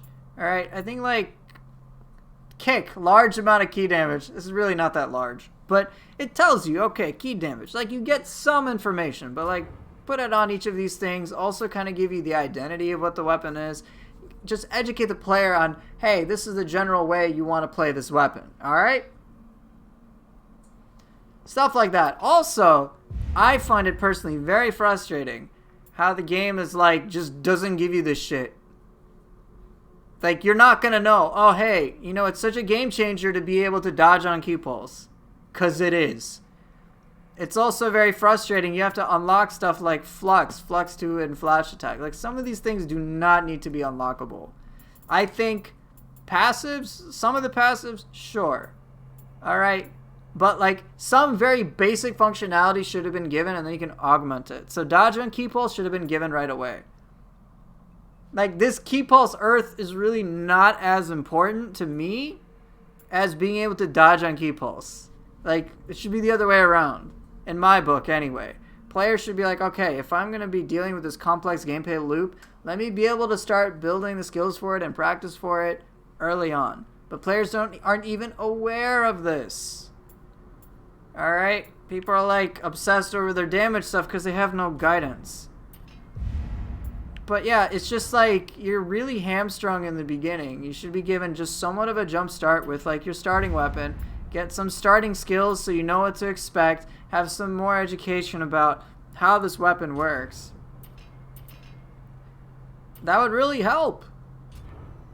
That would be great.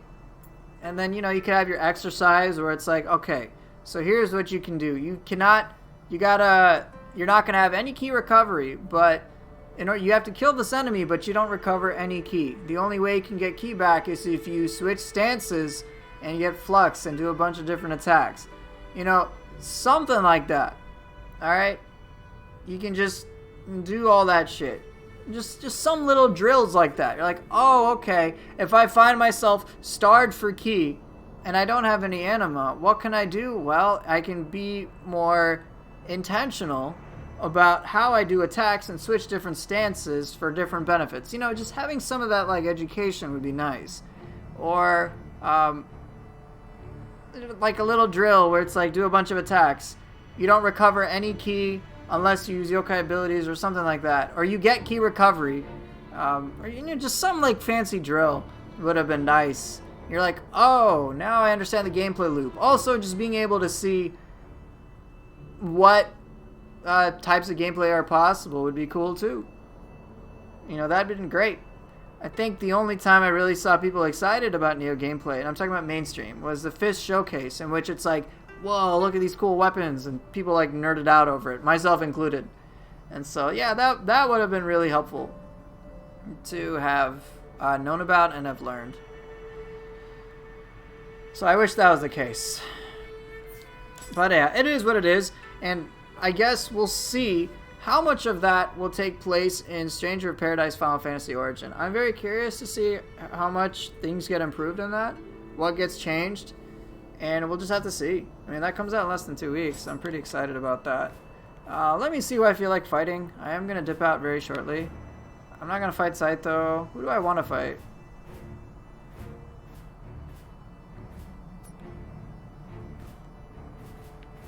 I'm not really sure. Maybe I'll just do a purple scroll or something. That ought to do it. Aw, my kitty Maggie is hungry. Can I check out your combo mat on stream? Yeah, sure, I can show it to you. I can show it off.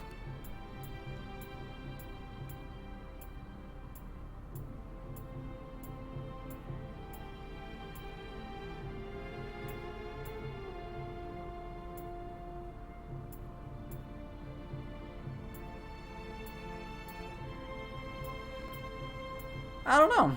What do I feel like fighting?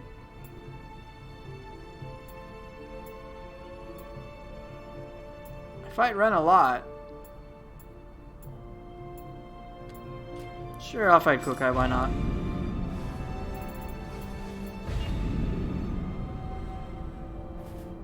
Yesterday you tried to cancel your Morning Moon versus Sonata with the burst counter? Nice.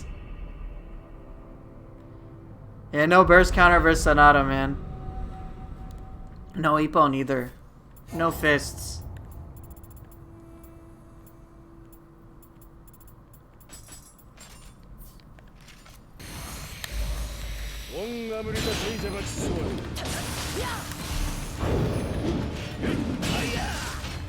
Jeez.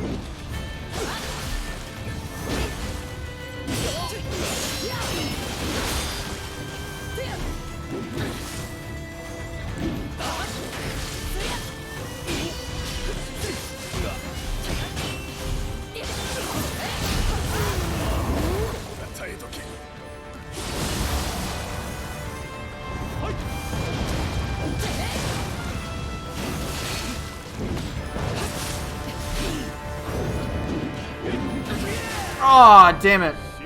Yeah, I'm definitely pretty tired. One more funny thing about Gozuki in first level is after New Game Plus, the devs put up a dark room around him saying, yes, do fight him this time around. Yeah, right? Damn it. Ah! Brain gone.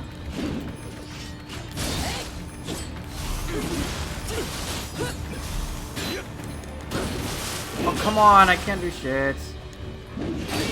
Oh boy. God, I'm really bad at that.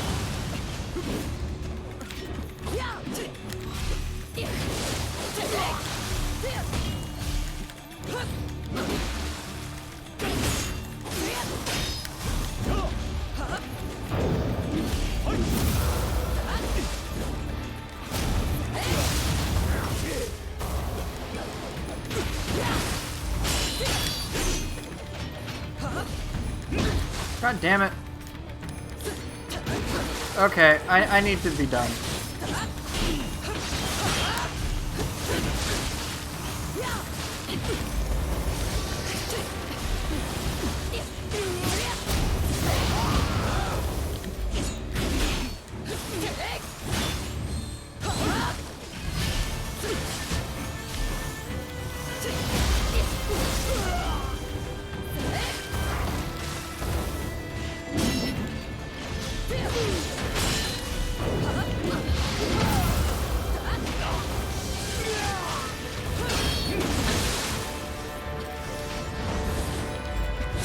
My least favorite boss? It's one of the humans.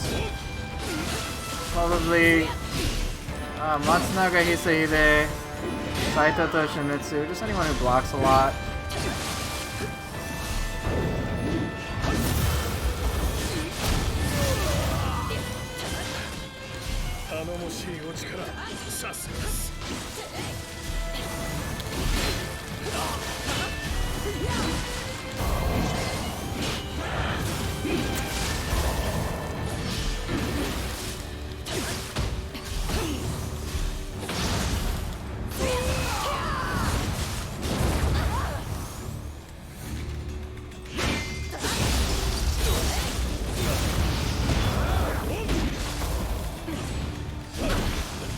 Okay, my brain's done.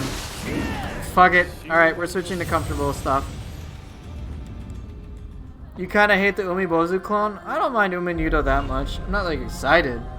I know I don't like fighting the owl though.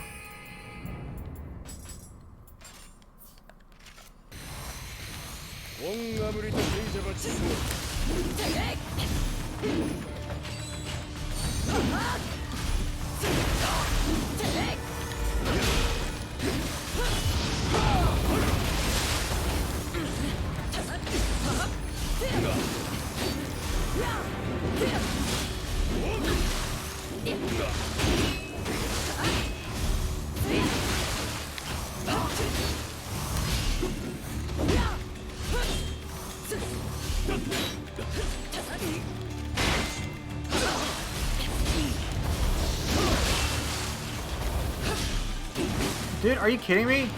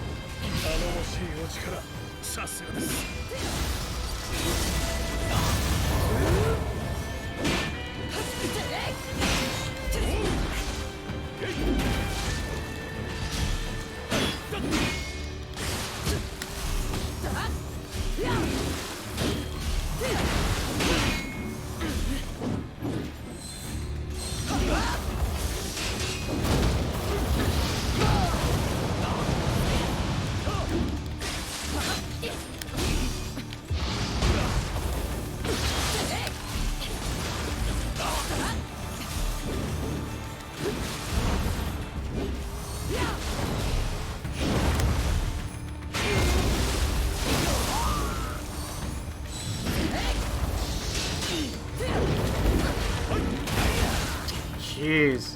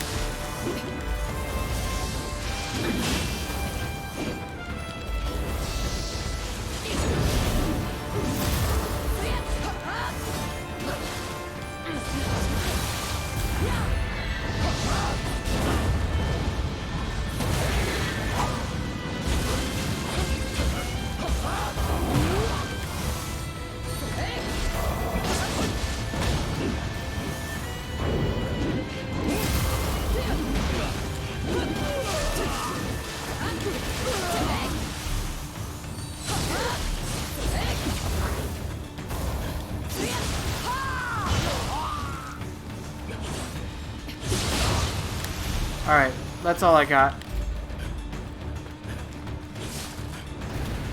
I don't have energy for any more.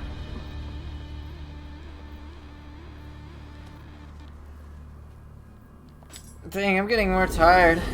I'm getting tired more quickly during these streams. maybe I've been playing Nioh 2 a bit much, or maybe I just need to take care of something else. Oh well. Took me a while. I didn't mean to screw up Yokai Shift. It is what it is.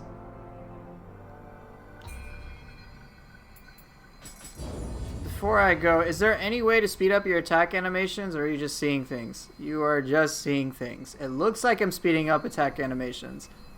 But what I'm actually doing is using other abilities to cancel certain animations. It's a slight difference. It's like, for example, let's say X move has recovery time.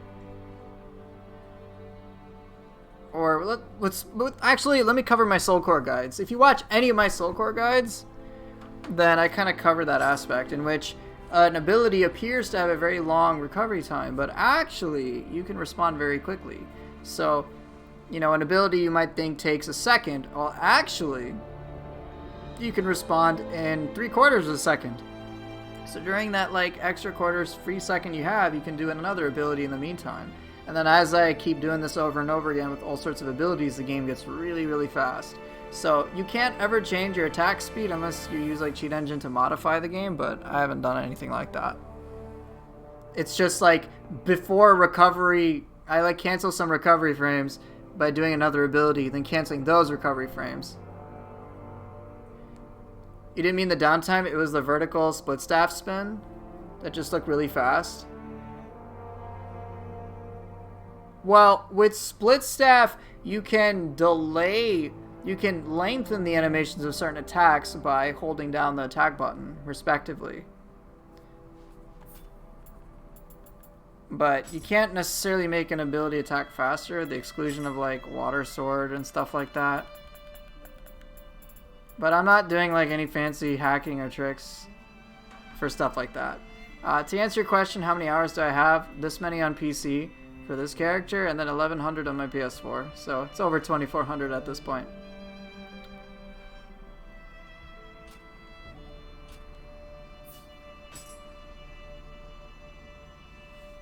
Yeah, alright. I think that's good enough for me. Do I play off stream? Only thing I do for Nioh 2 off stream is like just make guides and stuff. Like what's coming out tomorrow? Hydrate? Yeah, sure. I forget what's coming out tomorrow.